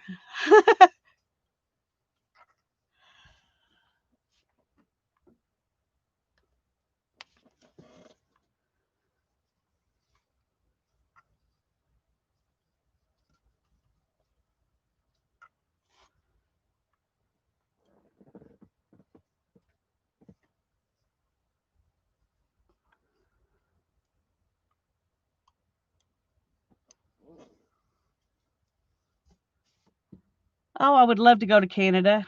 That's someplace I've always wanted to visit. Always, always, never have. The only place I've been out of the United States was to Mexico, and that was a couple of brief, short trips. One to see a doctor, for my dad to see a doctor down there, and then the other one just a touristy thing. Um,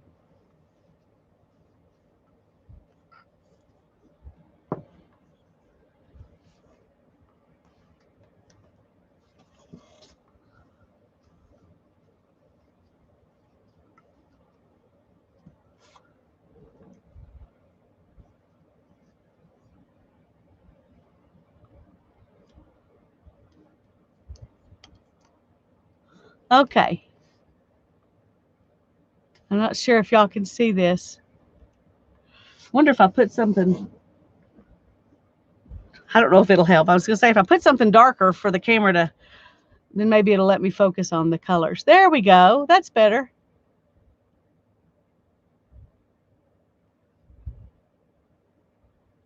So there's our yarn right now. We got about this much left of this one.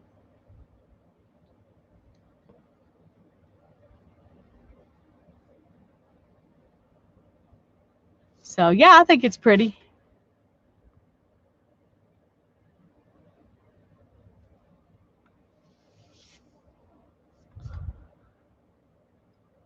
Juanita, are you still here? I was going to ask you a question.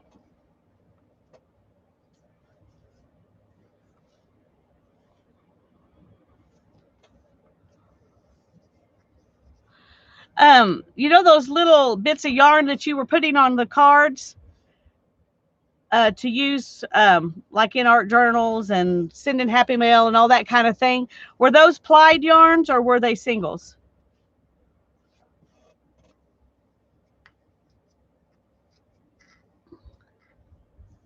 Singles. That's what I was thinking. I love that idea. I think that's what I'm going to do with this.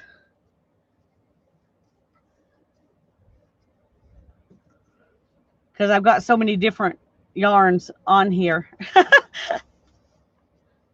At least some of them. Some of the bottom ones weren't not that pretty, so they may not get used.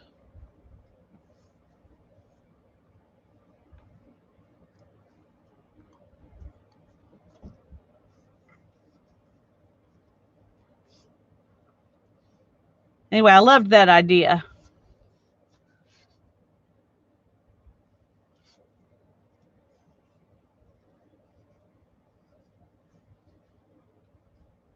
Thanks, Janet. Hi, Barbara Moore. Uh, I don't know if I welcomed you specifically or not, but I'm glad you're here.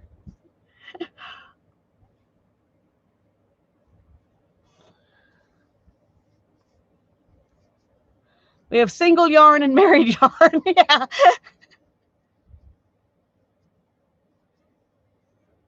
You're lurking, sort of. Okay.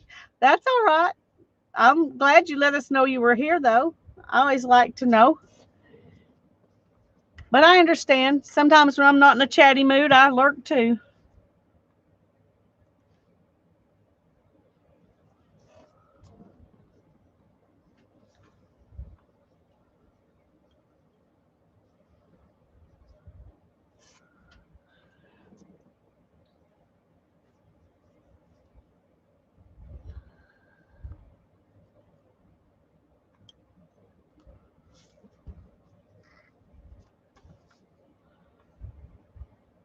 Hannah's been pulling the yarn off of her spinning wheel that she had been practicing on when we finally got her spinning wheel to work. She was just practicing with some um, plain cream colored yarn wool, and she was pulling it off on a Nosta pinning that she made for herself. And she said she had never spun anything that fine before she got this wheel. It's a very fast wheel and very smooth. It makes nice fine yarn. But anyway, she she she was pulling it off, and she said, Mom, I've been here forever and I barely got anything off. She says, that's the one bad thing about fine yarn is that it takes forever to roll it up onto a noce de penne. I was like, yeah, it takes longer to spin it, longer to do everything. So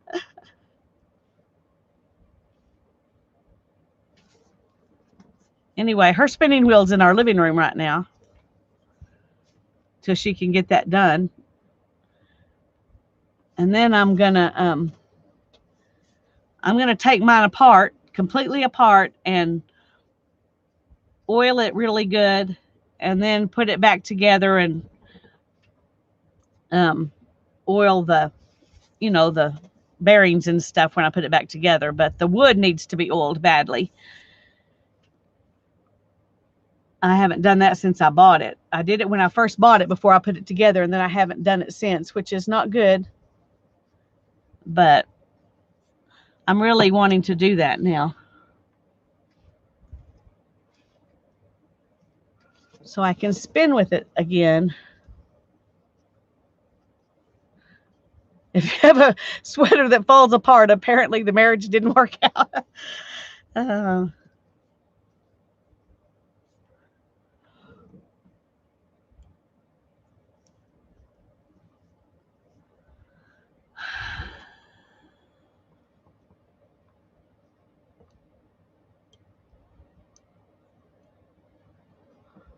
okay, here's what it looks like. And I'm going to go ahead and stop with, well, I guess I'll finish this little bit here. When I get to the end of that, we'll stop and we'll do a page in the out of the mystery box.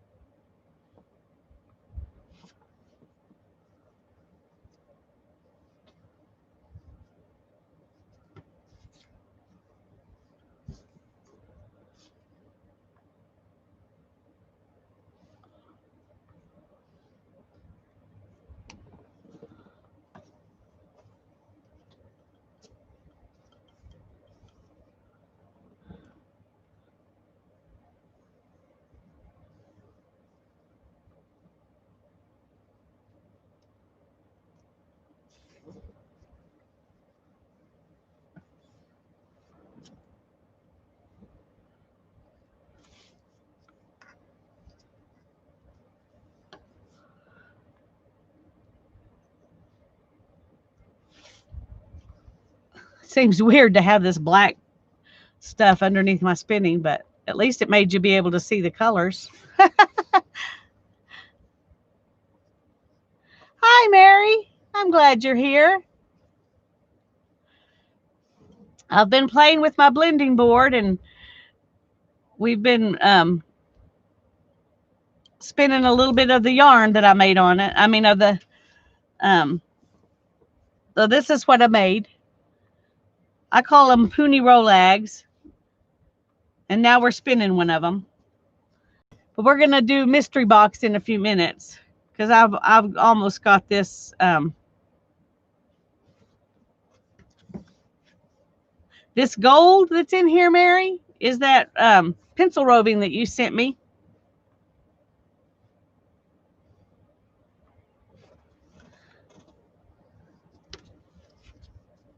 Hi, Susie. I'm glad you're here.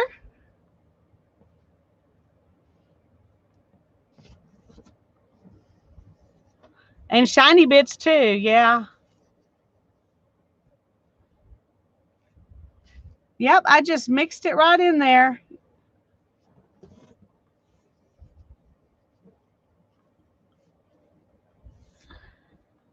I'll show her the board, yeah. I don't have anything on it right now, Mary, but I'll show you the board. This is the board that I made these on.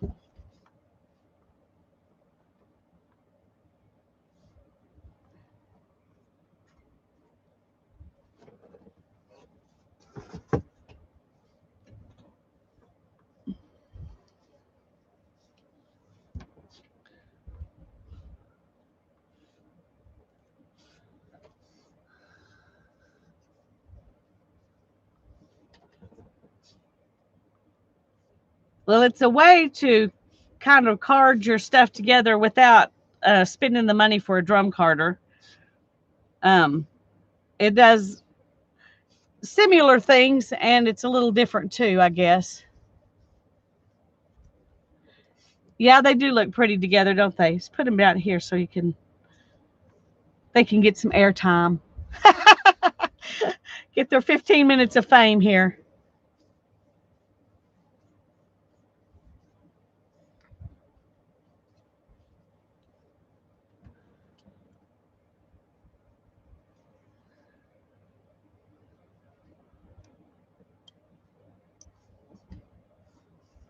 Thank you, Janet.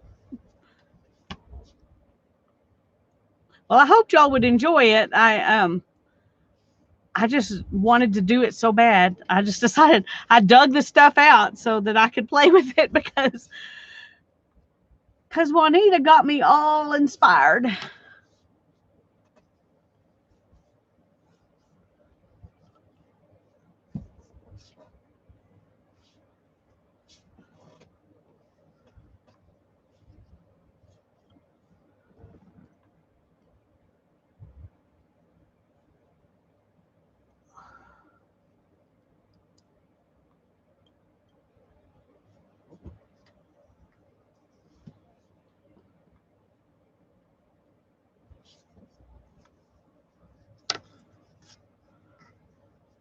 My motto is I spin so I don't kill people.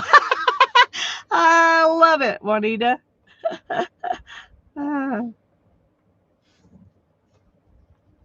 you just keep spinning, girl.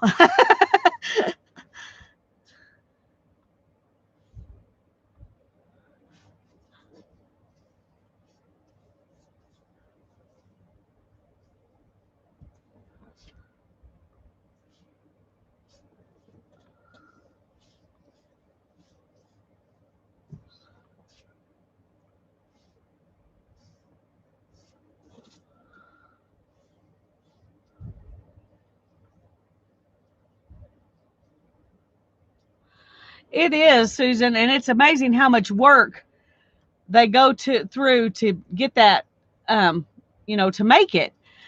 And then that they figured out how to spin it into something so fine and beautiful.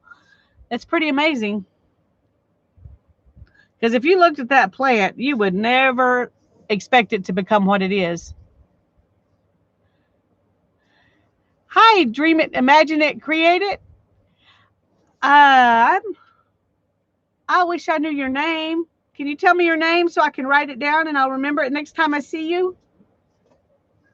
Liz. I was trying to remember. I knew I heard your name last night, but it was not coming to me. I'm going to write it down here in just a minute though. I have a list because I hate not remembering and I have to write it down because I don't remember.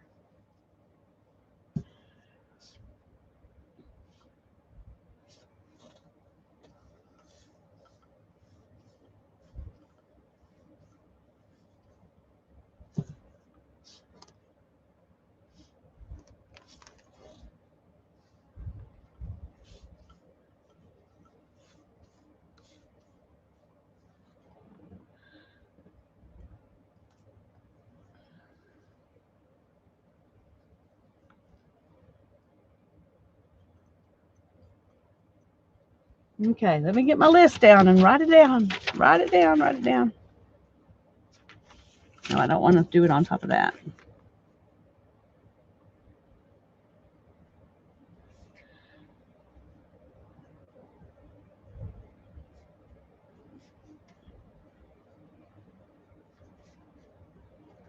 All right.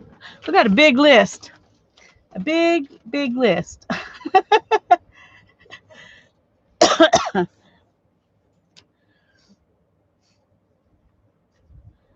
I'm spinning. What I was doing was making these pooty rolags from a blending board, and so I can spin them into yarn. Spin this into yarn.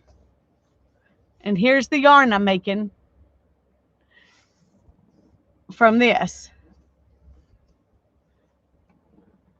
Yeah, yeah. Ah, that's not good. Good grief.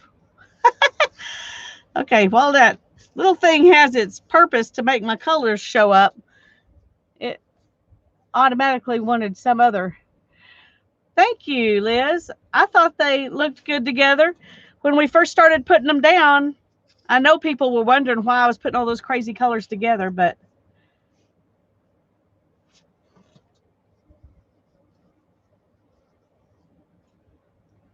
they made pretty yarn.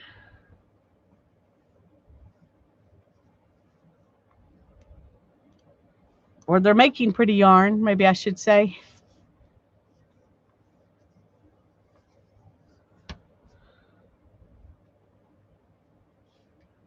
I got all inspired watching Juanita last night. Well, I watched her this morning from the hop from last night. So she's got several videos on spinning. I've got several videos on spinning. So y'all, if you want to watch more, what, go to her channel and watch it. And a wildflower meadow. Oh yes, Susan, that is exactly right. I love that wildflower meadow. That's a beautiful name.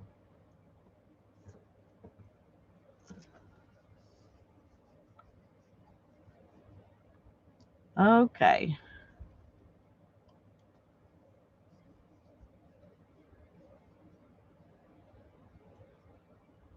All right. We're going to call that done for this.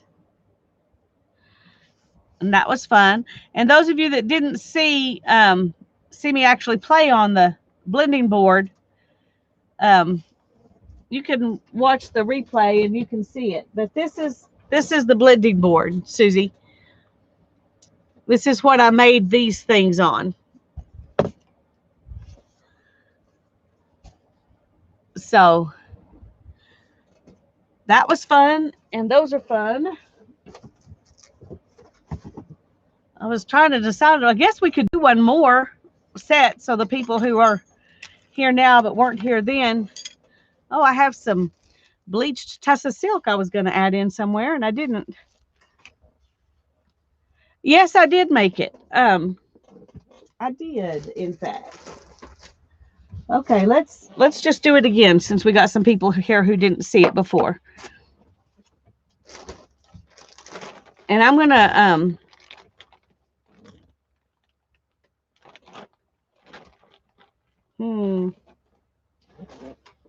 I'm trying to decide. I'm gonna start with the base of this fiber. And what you do, Liz, is this is called carding cloth. CARDING carding cloth, and you can buy it by the foot. And this is 1 foot of carding cloth.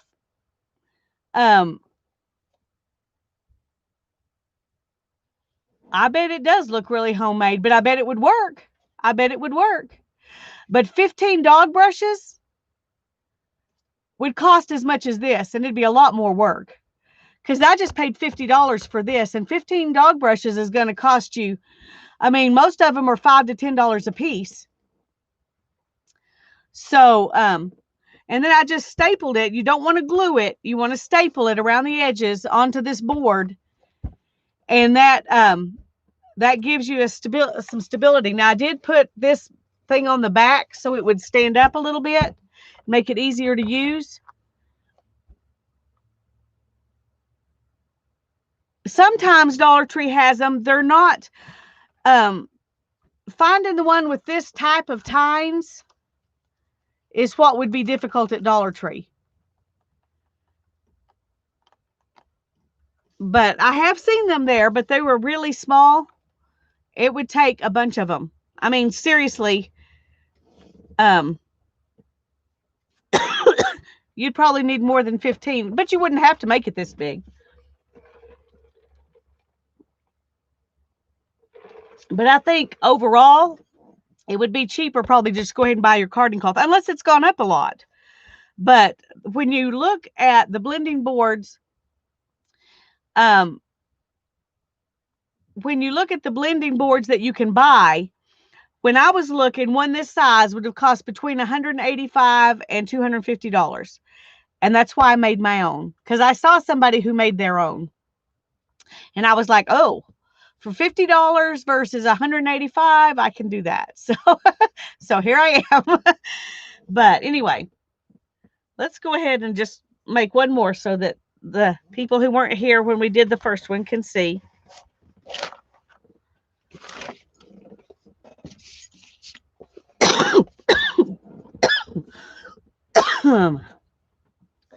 And you want some kind of base wool that's you don't have to use something that was a top or a roving, but it makes a better mix if your base that you put on is more solid, and solid may not be the right word, more consistent.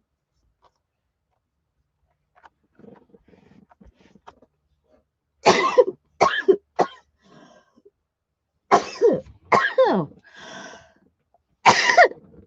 goodness gracious. I don't smell anything on this wool, but it sure is making me cough.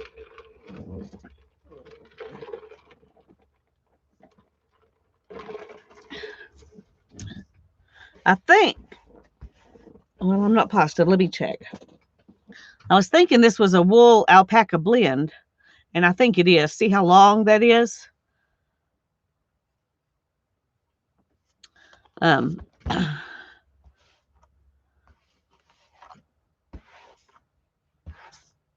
you just want to lay down a layer that's fairly even. And where's my little thing? And you can use your dog brush to do this part just fine. I didn't know about the dog brushes back when I bought this to go with it. But you can buy dog brushes that are a lot like this. But you can see how these are much longer than these. So these are more sturdy because they're not as long as these are. That does make a difference.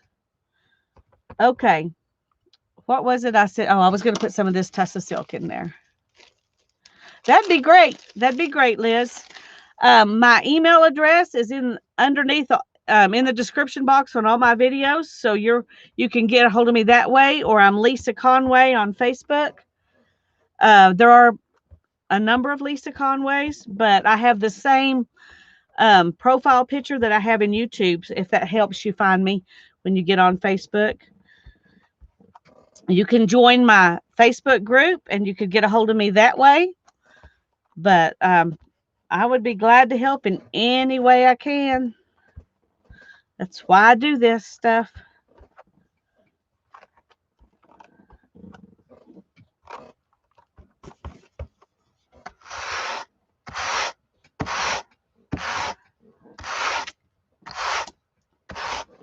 Okay. Now we need to put some pretty colors in there.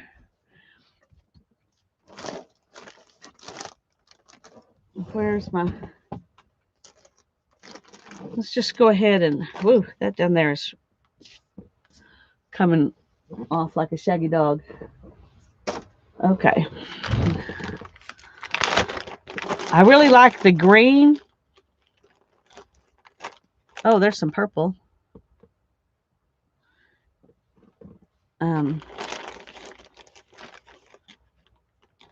And I like the pink. Those colors really pop when you do this. This is Sari Silk. I got it from Kamaj Fiber Arts.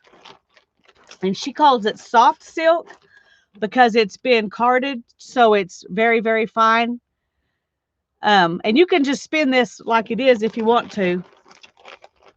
But okay, there's not much purple. Let's just put that in a few places to...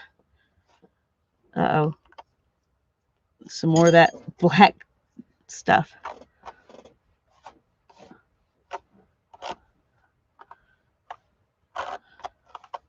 Anyway, this mixes in You can use this in um, your combs. I mean your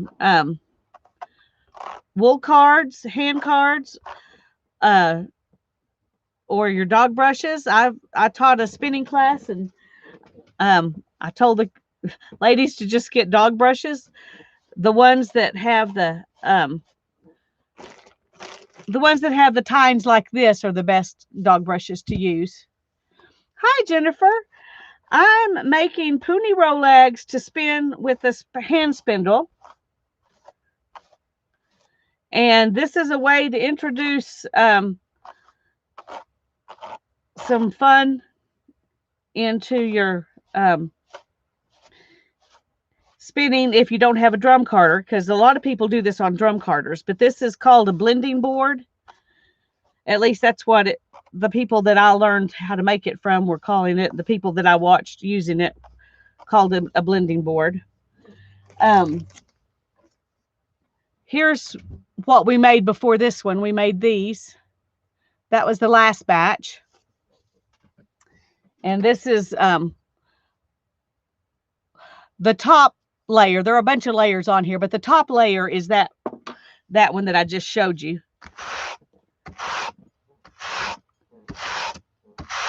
And I think when you do this, you're doing this. I mean, your reason for doing this is not just to spin.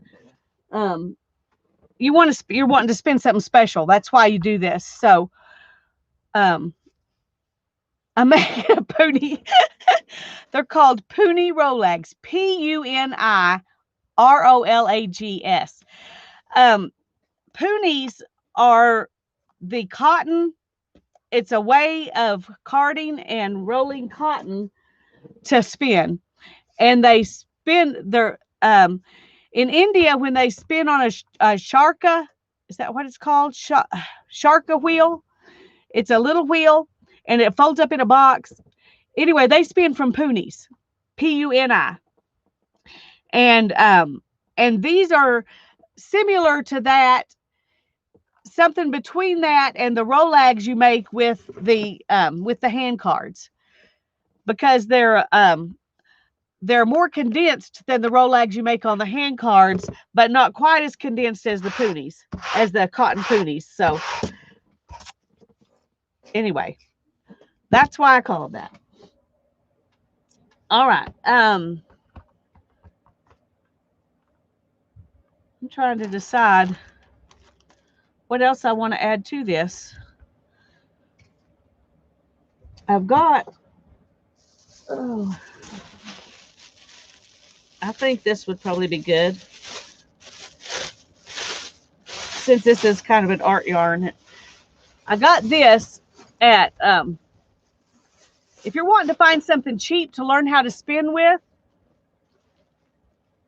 this is a yarn that you can buy at Hobby Lobby, and it's a roving top kind of yarn.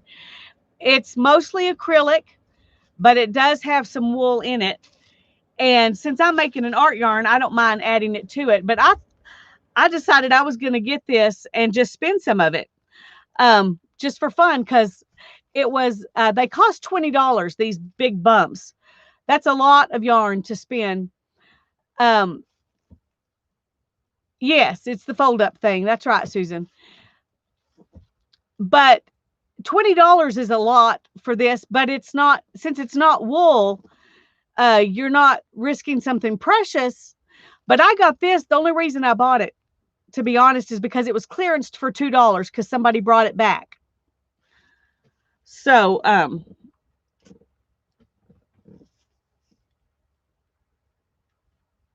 I'm gonna add some of it to this,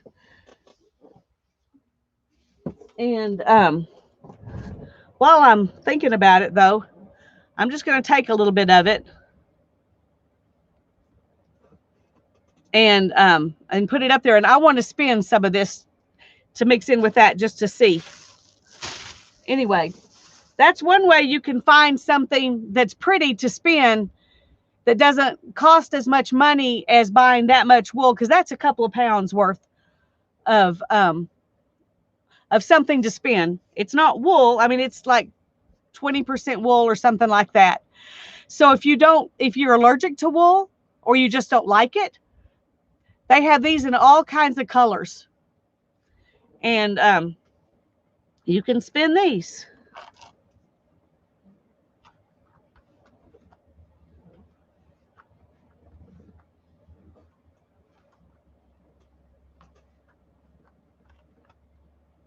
Okay, I'm not pulling enough, and so it's being fat. Here, there we go. Yes, I do have a spinning wheel. I need to, I've got to give it some love before I spin on it again. So, but I do have a spinning wheel. I bought it off of eBay in 2013, I think. Paid $200 for it and spent $75 on shipping, and it was still cheaper than any other wooden wheel I could find at the time. Um, and it came with $75 worth of stamps, on the package. I mean, the whole top of the package was covered in stamps.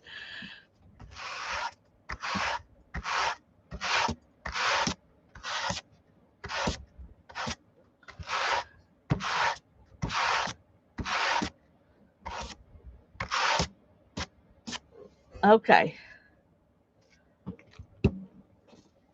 So we've mixed some of that in with it. And there's still lots of room. I'm going to go ahead and put another dose of this.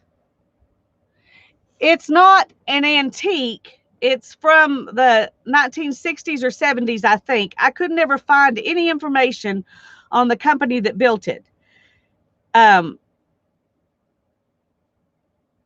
So I don't know that much about it. But it's from the 1960s or 1970s. So it's vintage, but it's not antique. But it acts like an antique because it's kind of persnickety.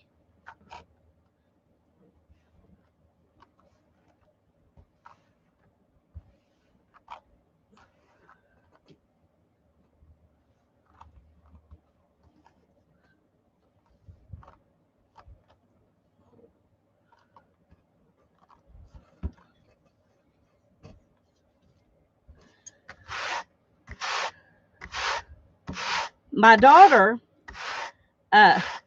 she always said she wanted a spinning wheel for graduation gift, but I guess it was a couple of years ago, maybe a year and a half ago. I'm not sure exactly. The last year has been kind of weird. So anyway, we found most of a spinning wheel and one bobbin at a thrift store for $15. It didn't have a treadle, and it didn't have the footman that you connect the treadle to the wheel, but it had the flyer and the big wheel and all of that kind of thing.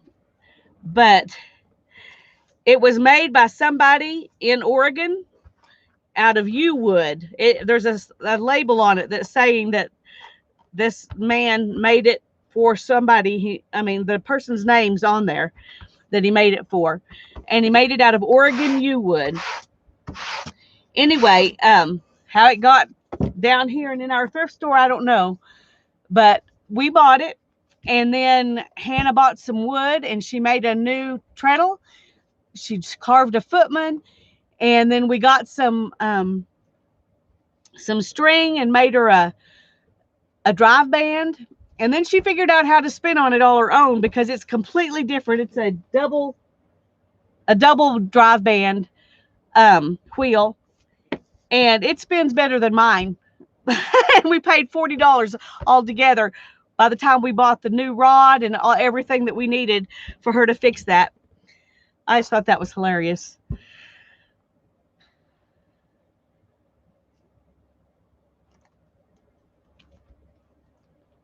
Yeah, but it's not an Ashford or a Leclerc. It is a prison house or prison house is the brand. I think it was that. I mean, I think it was built in the Netherlands, but I can't find anything about it. Those other brands are still going strong, but that one is not. Speaking a different language, yeah. Hannah's a keeper. She sure is. She sure is. Okay, now we want to raise this up a little bit. And then we're going to put one underneath and one on top. And we're going to roll it. Now this, I'm going to see if I can, I'm going to just see if I can move this enough uh, that you can see. And I can do it this way.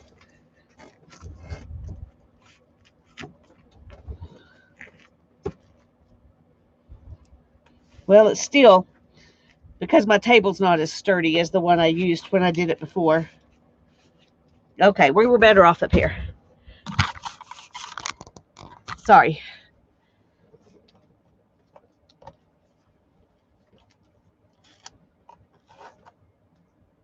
Okay, now this one didn't tie on good because there was no carding cloth to roll it on. So,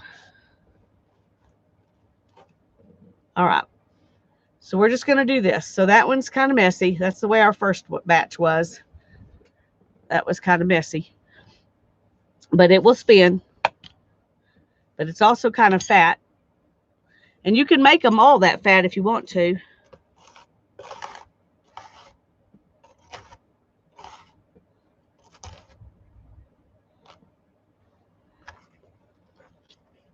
And then we pull it. And you lift and pull. And lift and pull. And you're lifting it up out of the tines and pulling towards you to get it to pull and kind of drafting it a little bit. Okay, so here's one. Now this one is, where's the other one? Much skinnier than this. So if I were going to make all of these into one thing of yarn, I would put this one right smack in the middle and put however many of these I can on each side.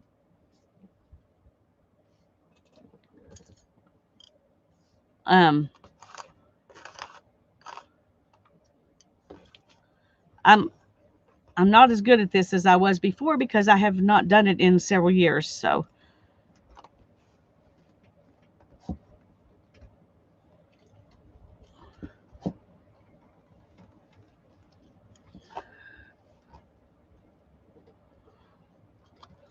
uh-oh, that didn't work. All right, see? Sometimes you got problems.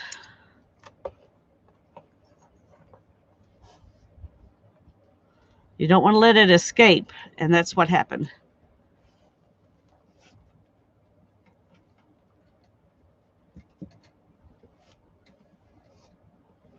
So we're rolling and pulling.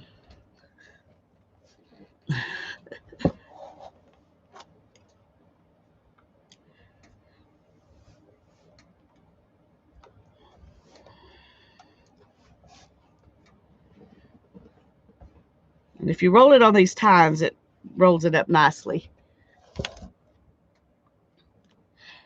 Yes, they are. They're knitting needles.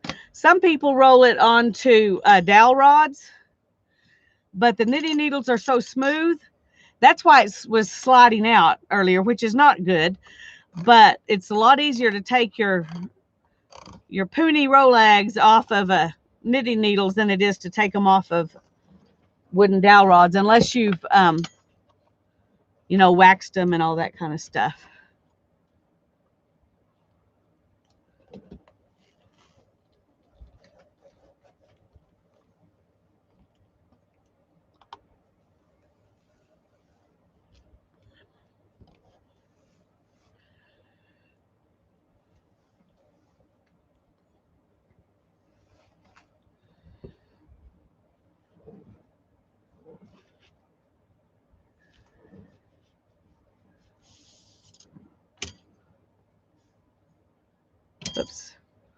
So there's number 4.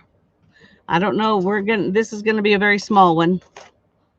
But we've got a huge one, so I guess it's all right to have a small one too, isn't it?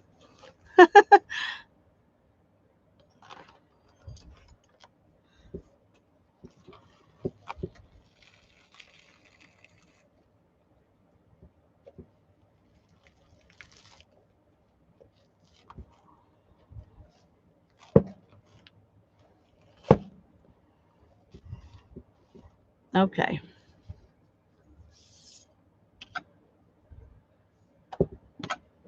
Um, I don't think it's that big of a deal. I would just roll them in the, I mean, spin them in this order so that the bigger one was in the middle, and I wouldn't worry about it too much. Because the yarn is not going, it's an art type yarn. It's not going to be exactly the same all the way through anyway. So it really doesn't matter. In fact, some people roll them like this and then they pull them in half to spin them because they don't want to have to hold on to this thing. Other people um, roll the whole thing off. I should have done that with this one just to show you. Roll the whole thing off in one big roll and they spin from that one big roll. If you're spinning on a wheel, you can spin from a roll like that. If you're spinning on a hand spindle like this, that would be very difficult to do because you would have to try to maneuver this big roll. So I wouldn't hesitate to do that if I was going to spin it on a wheel. But these work better for when you're spinning it by hand. And I wouldn't think it would be a bad thing to take this one and break it in half and spin from this end of those two. That it's all going to be imperfectly the same. Um, if that makes any sense, I hope it makes sense. Anyway, there's my blending board exercise or practice or whatever you want to call it. Let's move this, and I'm going to lay this back down, or at least some of it, so it can maybe make the camera work better. Oh, you're welcome. And I'm going to spin this first just to prove to you that you can.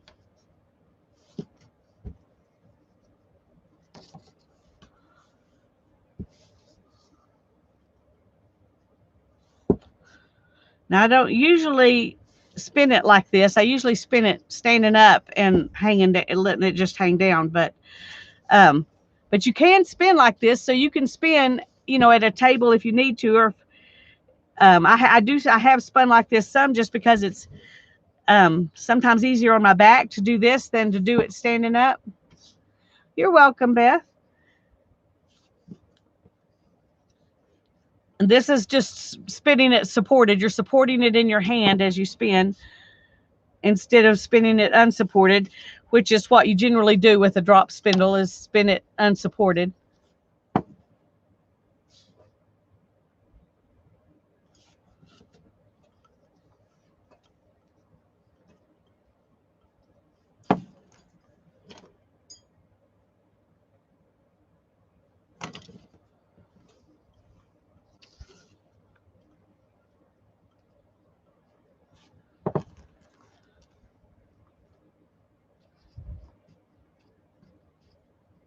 I forgot I had to keep it still. I had wound it on there several times. So, okay. Now this is all that's left, and I want to transition to this. So I'm just going to lay those two together and start spinning. If I can get rid of that. You're just here for looks. You're not supposed to do anything.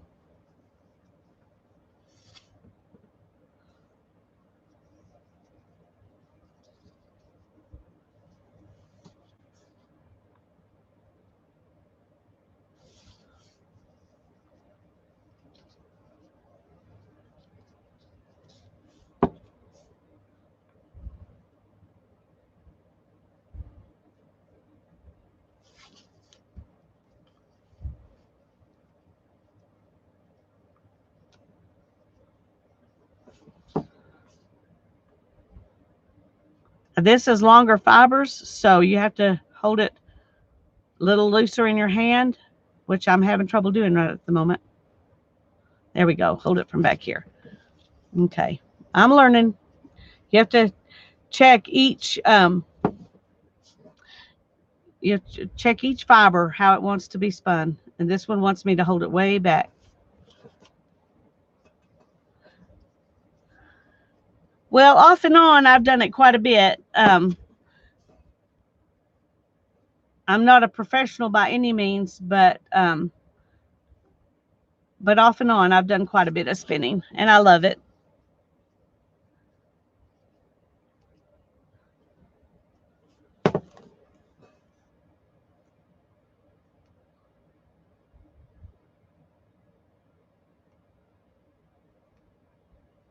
This is very, very long, so this may not be as good a first spinner um, fiber as I thought it might be.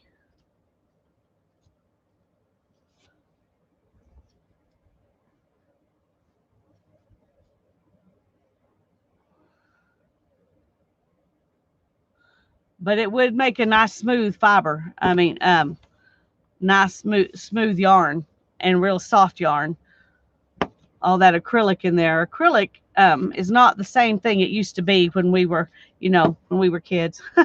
When I was learning to crochet, acrylic yarn was not soft and pretty. Uh, it is for me. The spinning wheel is easier and faster. Well, I'm not going to say that because um, it's faster for me. I don't know that it's easier because you have to keep your hands have to keep up with your feet, and sometimes that's hard to do. But spinning on a spindle helped me be able to learning to draft and all of that on a spindle helped me be able to spin easier on a wheel. And practicing on the spinning on the wheel for a while made it much easier for me to spin on a spindle when I came back to it. So I think they're complementary. Rather than doing one or the other, I think they complement each other. There are people in the world who still spin for all the clothes that they wear or that kind of thing, and they can spin very fast. They can spin faster on a spindle than I can spin on a wheel. But I can't spin faster on a spindle than I can on a wheel.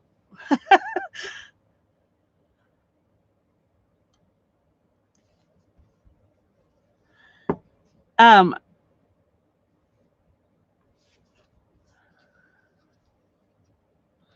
I think spinning on the wheel is more relaxing for me because I don't have to stop and wind the cop all the time. So I can spin longer in one sitting on the wheel than I can with a spindle. So in that way, it's easier.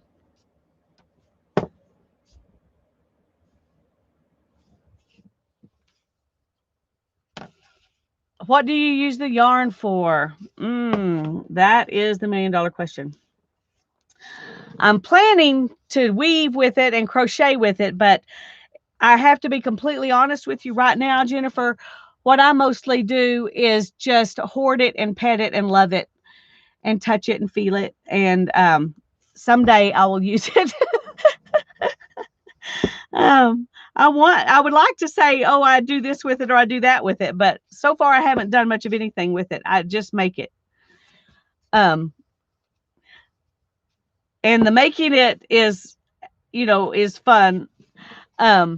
For me. Yeah, you could make Afghan scarves, gloves, sweaters, socks, hats, anything. Anything you do with the yarn you buy, you can do with the yarn you spin. Weave. I plan to weave with mine, and I've had trouble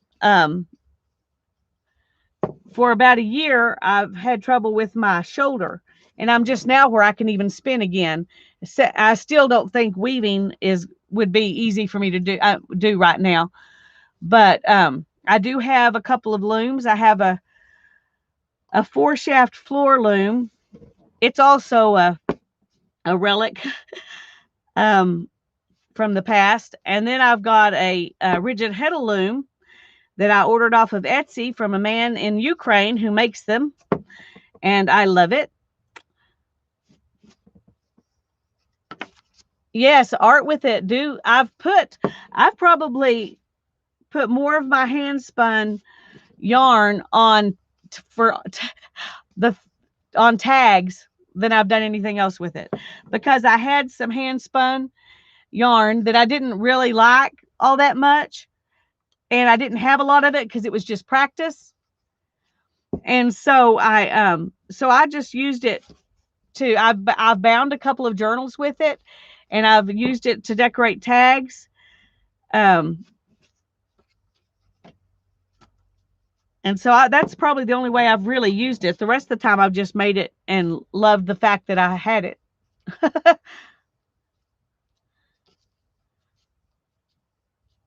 Yeah, colorful party yarn. I like that. Yeah. And it is good to use in your art. Um, but see, that just makes me happy just to look at it right there. So I'll be happy with it just like this for a while, and then I will wind it off and ply it, and then I'll be happy with it in a skein for a while, and then I'll do something with it later. So each part of the process makes me happy. Um, I have some yarn that I spun from a fleece that I got at a wool festival. So it was right off the sheet, still dirty, and I washed it and carded it and dyed it and spun it and enjoyed every single part of that process. So um, sometimes the process sometimes the process is enough. Um, I know there are people who wouldn't agree with that, but sometimes just the making of it is enough to make me happy.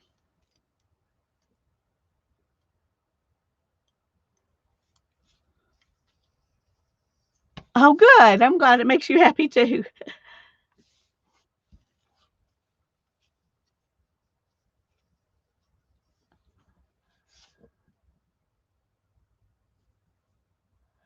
This is thin like crochet thread, and even plied, it would be pretty thin. But my wheel, I can't spin it this thin on my wheel. It's just not made to go that fast to spin a really thin yarn. Plus, it rocks. It's not a really smooth wheel. Um, the the wheel itself, the main wheel of the spinning wheel, is warped a little bit, so it has a gate to it, and that makes it difficult to spin a really fine yarn because it pulls it apart easier. Now I might could do a thinner yarn now than I could have back when I was doing all my spinning, because I've done a lot more spinning on spindles and I'm used to drafting for a fine yarn now. So I might could do it, but I still think the gait of the spinning wheel would mess that up. Now Hannah's spinning wheel will spin a very fine yarn. She was just shocked how fine she could spin on her spinning wheel almost from the beginning.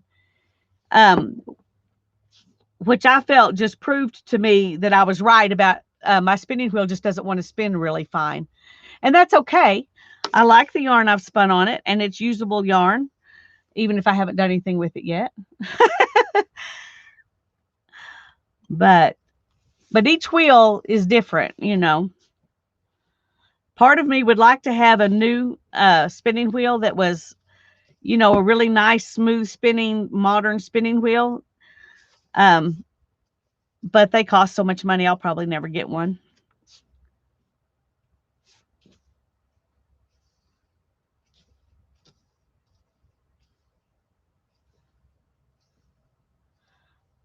Could you ever recard a yarn that is not plied yet?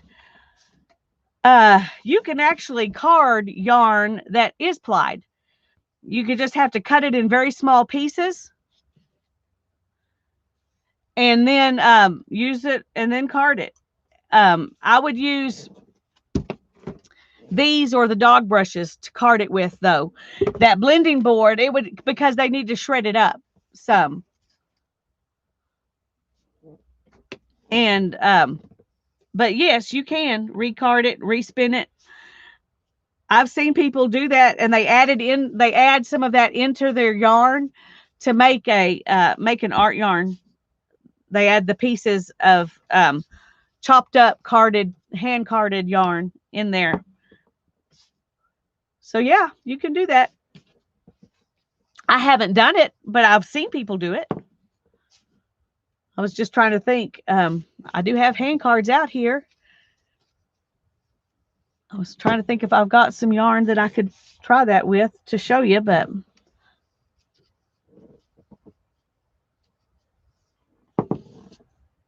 oh, that's nice. A queen bee is what it's called.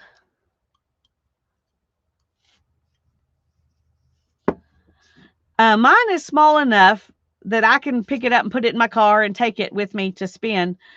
Hannah's is too. They're both real small, pretty small for castle style wheels. They're pretty small, but and I like that about it. But but like I said, it has a gate to it, so it's not a smooth spinner. Portable is a stipulation. Yeah. Oh, it's a Spinolution. I got what you're saying now. Yeah. I know a couple of people in our guild who have those. They really love them. They have Spinolutions. I don't know if they have a queen bee or not. I don't know. I can't remember what the names of the ones they got are. I just know when they told me what it cost, I couldn't afford it. If I'm remembering the right spinning wheel.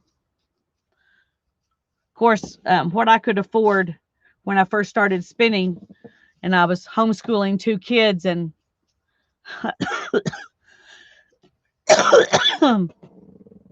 we couldn't afford as much then. I could save up the money to buy one now, but I don't know. I was really excited to be able to save up the $275 to get the one I've got. And it would take me a while to save up for a more expensive one, so I'll probably just keep using the one I have. Unless rich uncle that I don't even know I have dies or something.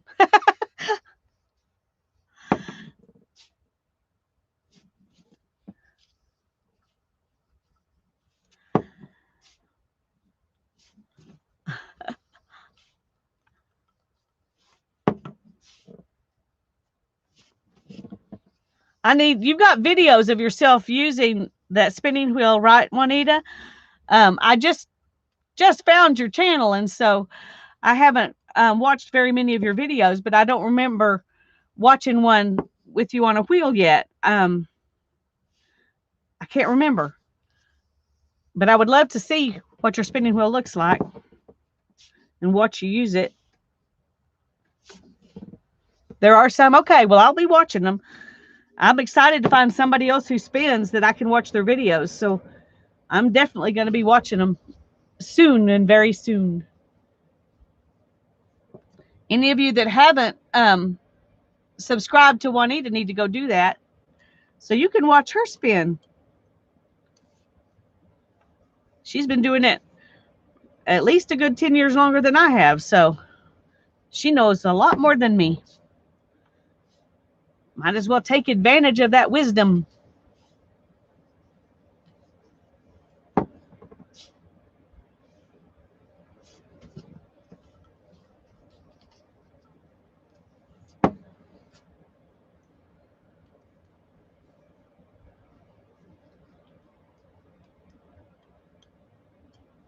Oh, I got a note coming up. A message coming up in front of my.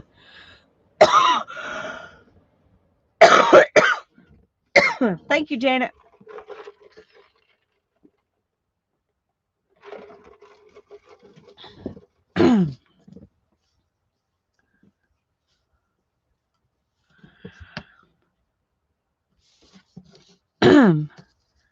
Maybe one of these days, Juanita and I need to stream together and spin. That would be fun.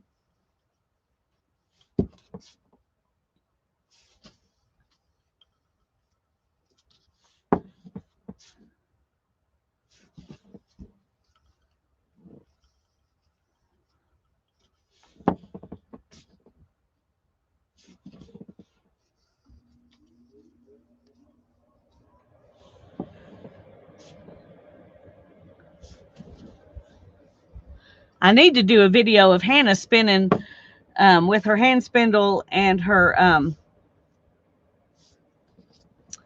oh, what do you call that thing? Uh, it holds your wool. Good grief. Where's the word?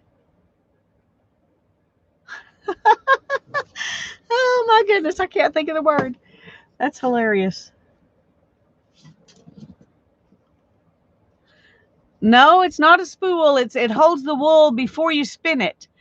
And you hook it into your waistband or in the crook of your arm, and you draw your wool off of it to spin. And I cannot believe I can't think of the word right now. That is so hilarious.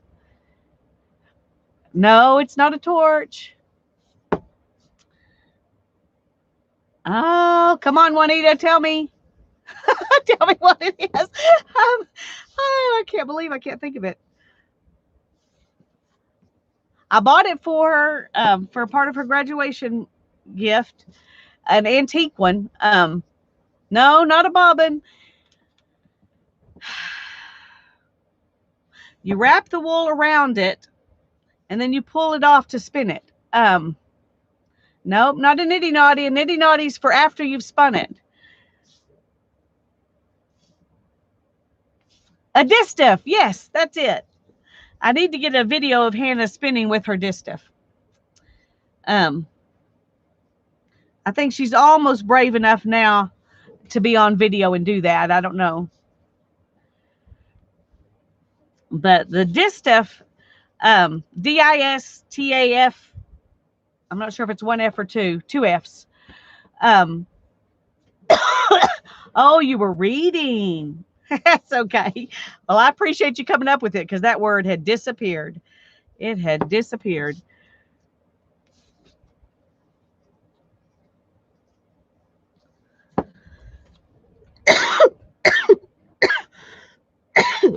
Oh, a little piece of this caught into my blue and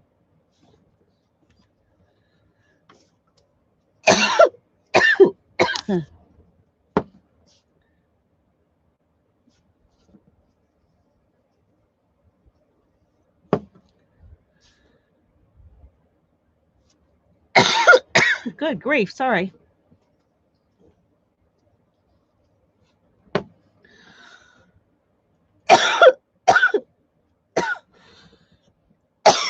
Oh, I may have to get off of here. But I do want to spend a little bit of this newest one that I made just now. And I'm almost to the place where I can.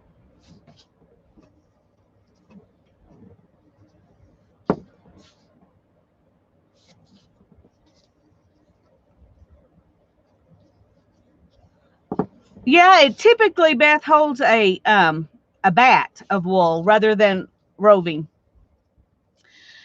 Because and if years ago when they did it, they just washed the fleece and wrapped it around there. They didn't, or they would card it. I watched a video where they carded it. They made big bats. They hand carded it. Instead of rolling up into Rolags, they laid them out on the table and overlapped them to make a big bat. So you don't have to have a drum carder to make a bat. You can make one. You can make one just by layering your carded pieces off of your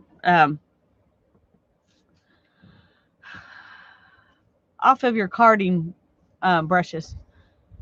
Oh, good night, Tanya. See you tomorrow. I'll let you know if I've got too much ice and can't come out to stream, but I'm hoping that we will be out here streaming tomorrow.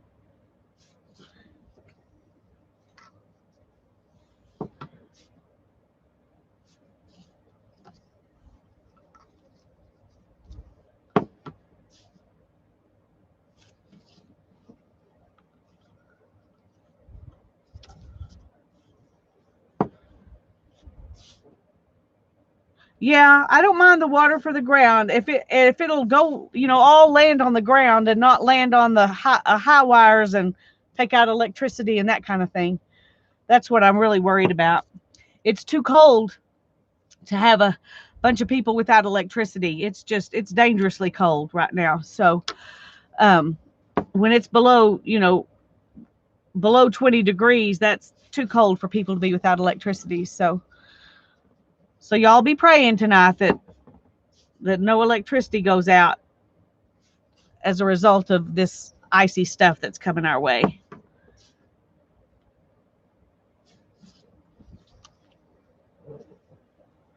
We're making the news, but well, it feels like a record.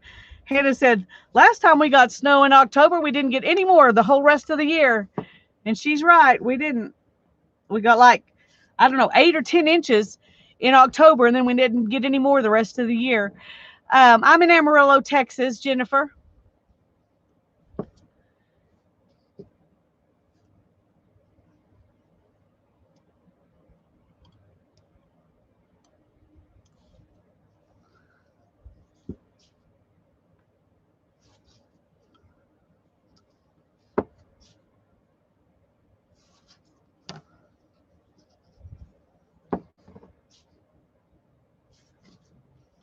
This is actually spinning a lot easier once I figured out how it worked. But that makes sense why these were so hard to pull, because the staple length of this, because it's acrylic, it can have whatever staple length they want to give it. And it's very, very long. And I'm sure they did that to make it hold together as a roving, so that it would hold together like this enough that you could crochet it or knit it. Um, anyway, snow and powder outages. Yeah. Oh, I hope it extinguishes the fire too. That's, of course, if I lived up there, I'd have a fireplace, and then I would at least have some heat if my electricity went out. But I do have a gas stove, so I guess we could all, camp out in the kitchen. We could all camp out in the kitchen. Okay. I'm just gonna start with this one because it's here.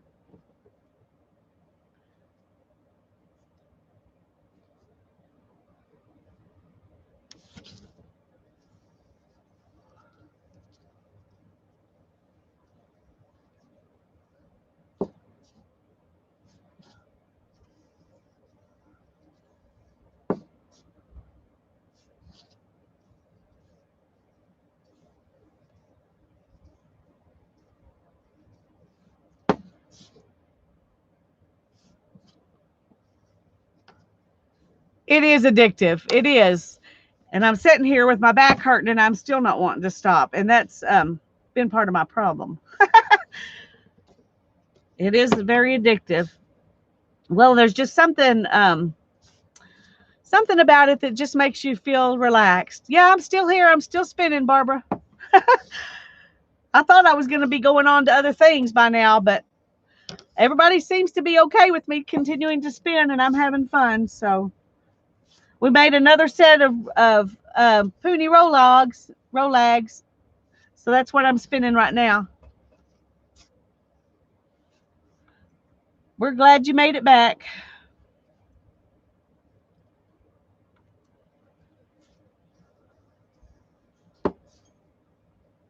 And I'm making something with my hands. That's right.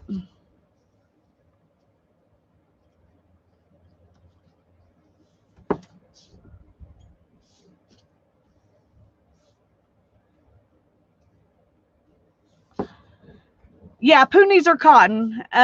Juanita, the reason I call them Poonie Rolags is because they're spun more in a Poonie shape and usually tighter. Like this one, this is how mine usually come out.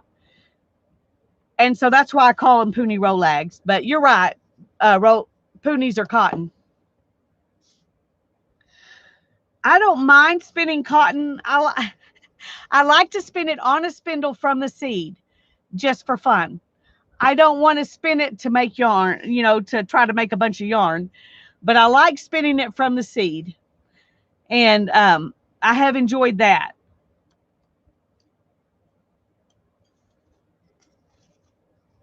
Hi, Debbie. So glad you're here. Working on laundry. Woo! Oh, well, I'm glad you'll get to be crafting again.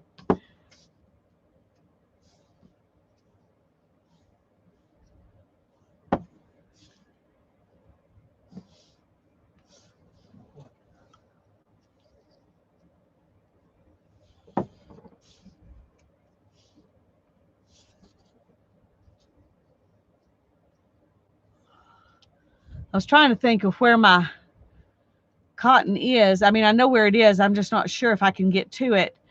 I would show y'all spinning off the seed because that is hilariously fun. For what it is, it's way more fun than you think it should be.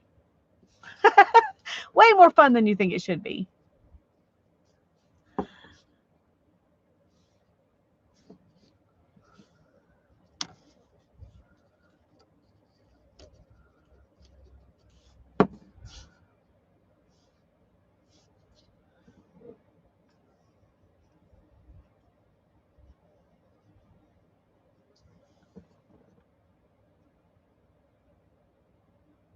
Oh, Julie, I'm sorry you're having struggles.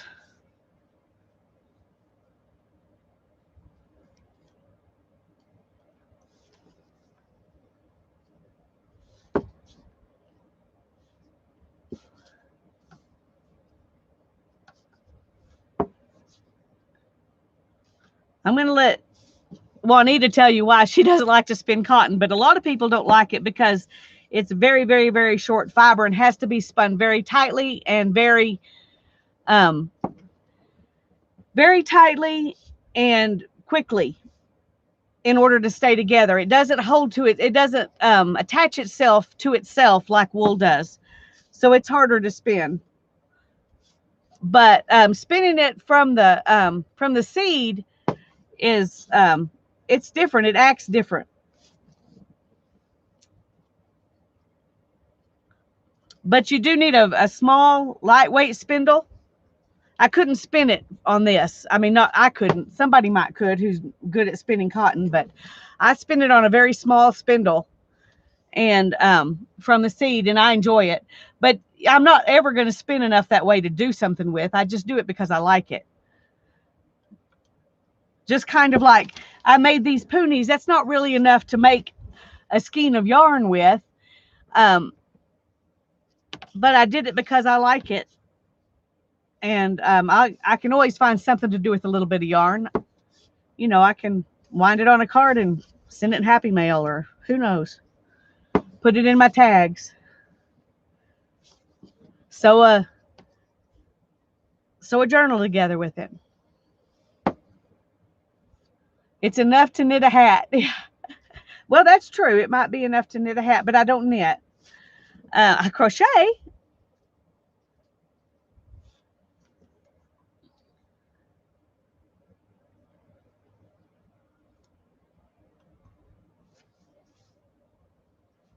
Good night, Mary.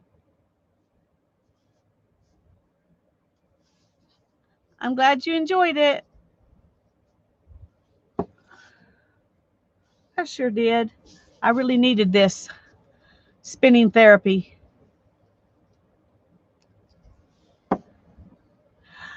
I did clean my craft room so I could get to my loom, and then I hurt my shoulder, and so I couldn't actually use the loom, and so it now is acting as a table again. But I'm about to the place where I think I can use it. So now I've got to clean my craft room again so that I can use I can use it.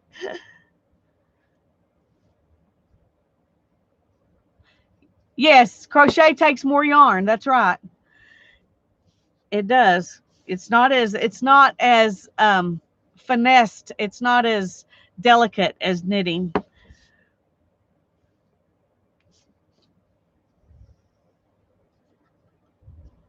I learned how to crochet when I was about 9 years old, and that was the first thing I ever remember learning by watching somebody sitting in front of them and then trying not to think about the fact that I had to do it opposite from them because I was left-handed. Um, I managed to learn how to crochet, but she showed me, and then I had to go and just kind of do it myself. Back then there weren't even any books that showed you how to crochet left-handed, so I'm sure what I do is a mess compared to right-handed people who crochet, because I just had to figure out how I could make it work.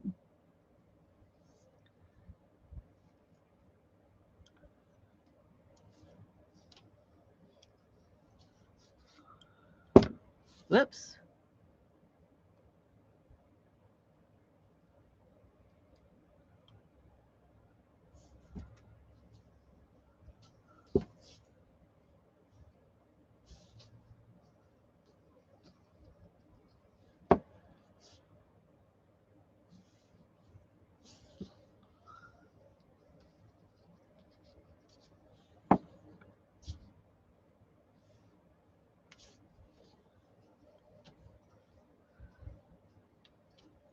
It was last November when I hurt my shoulder,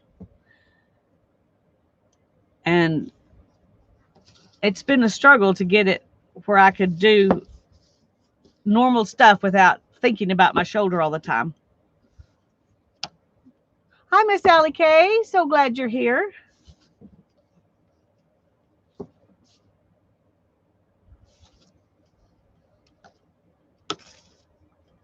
Okay, Julie.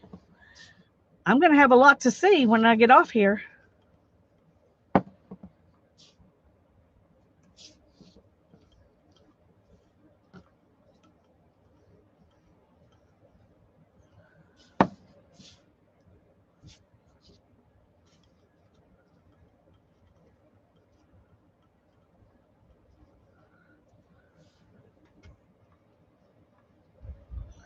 Now we're covering up all that blue and white stuff with this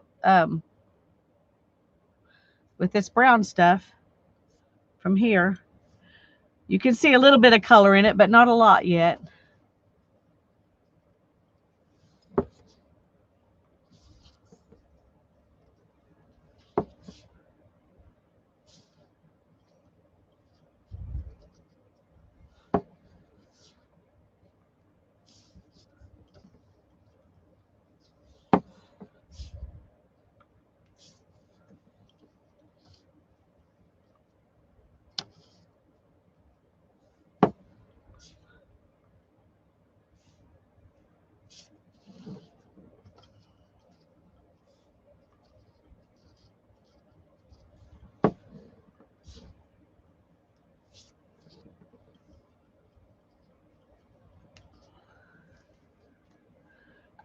I was doing spinning and weaving. Um, got started doing that when Hannah was about 10 years old, because we were learning early American history, and I wanted her to understand why people didn't have very many clothes and what it took to make everything. So we got some, I found somebody who would sell me some hand cards. And when I contacted her, and I mean, when I taught, her sister told me about her. And so when I contacted her about the hand cards, she said, I have a loom that you can have for $100 if you want it. I said, well, what kind of loom is it? And she said, well, it's just a 4-shaft floor loom. It's not a very big one. And I was like, any 4-shaft floor loom, of course, not very big was good, because it had to be in my living room at that point. I said, if it works, it's worth $100 for sure. So I bought that from her sight unseen. And then, and I had that before I had my spinning wheel. So I was weaving, before I was spinning. But we did start out with hand spindles. And then when I knew I loved it, I bought a spinning wheel.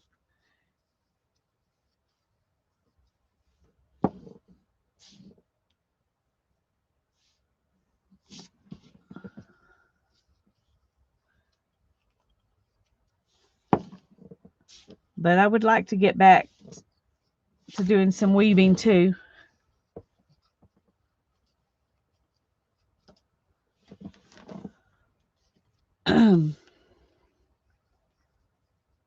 See right there? There's some pink. Can't get it to show up very good. Anyway, it's kind of messier than the other because it's carded, so it's a short fiber.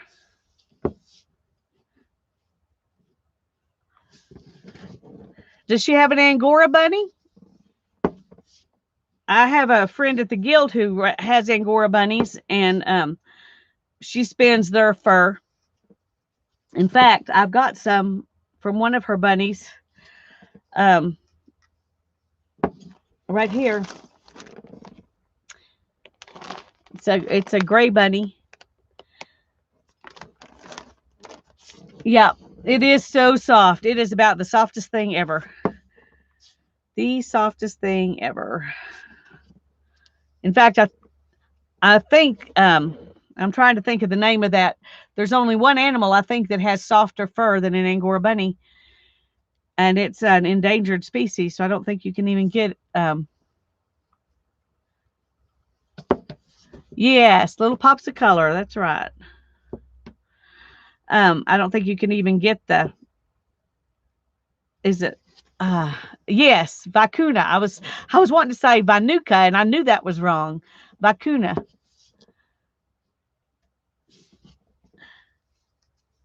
It's I've never had any of that. I have some camel down and some bison down and some yak down. All of those are exotic and much cheaper than any vacuna you could find. And they're so tiny. The yak and the camel and bison down. I mean that it literally the staple's like this long. It's you have to just spin it from a cloud. You can't spin it any other way. Oh, how cool. Yeah, it's like buying gold. Absolutely. Well, maybe someday we can afford some if they're breeding them back.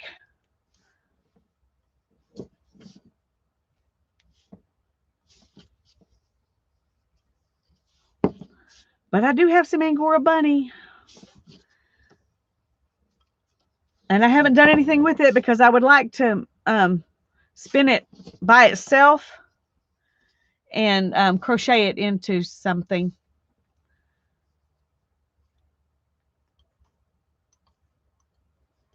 Okay. Well, oh, my sweet dear friends, I have had a blast, and I thank you for indulging me and letting me play with my blending board and spin, and thank you for being here to visit with me while I did it. But my back is really hurting now, so I'm going to have to get off. I have to stop. I have to be good because I don't want to hurt it where I can't stream tomorrow. So I'm glad you enjoyed it, Liz. I'm glad you were here.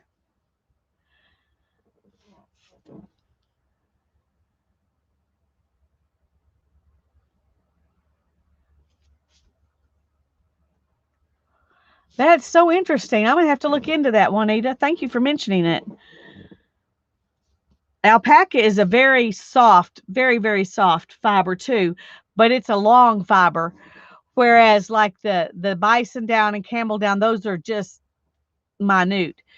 Angora, you can get Angora about this long. It's not going to be much longer than that because they need to be sheared for their own health. You don't want to let it get too long. I was going to see how long this is. Let's go see if she says who this is. Bella. This is Bella's fur. Okay, this is pretty long. See? That's a pretty long staple length. So this is nice long Angora.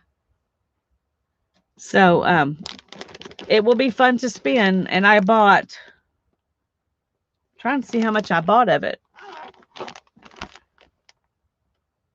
I don't think it says on here how much it was.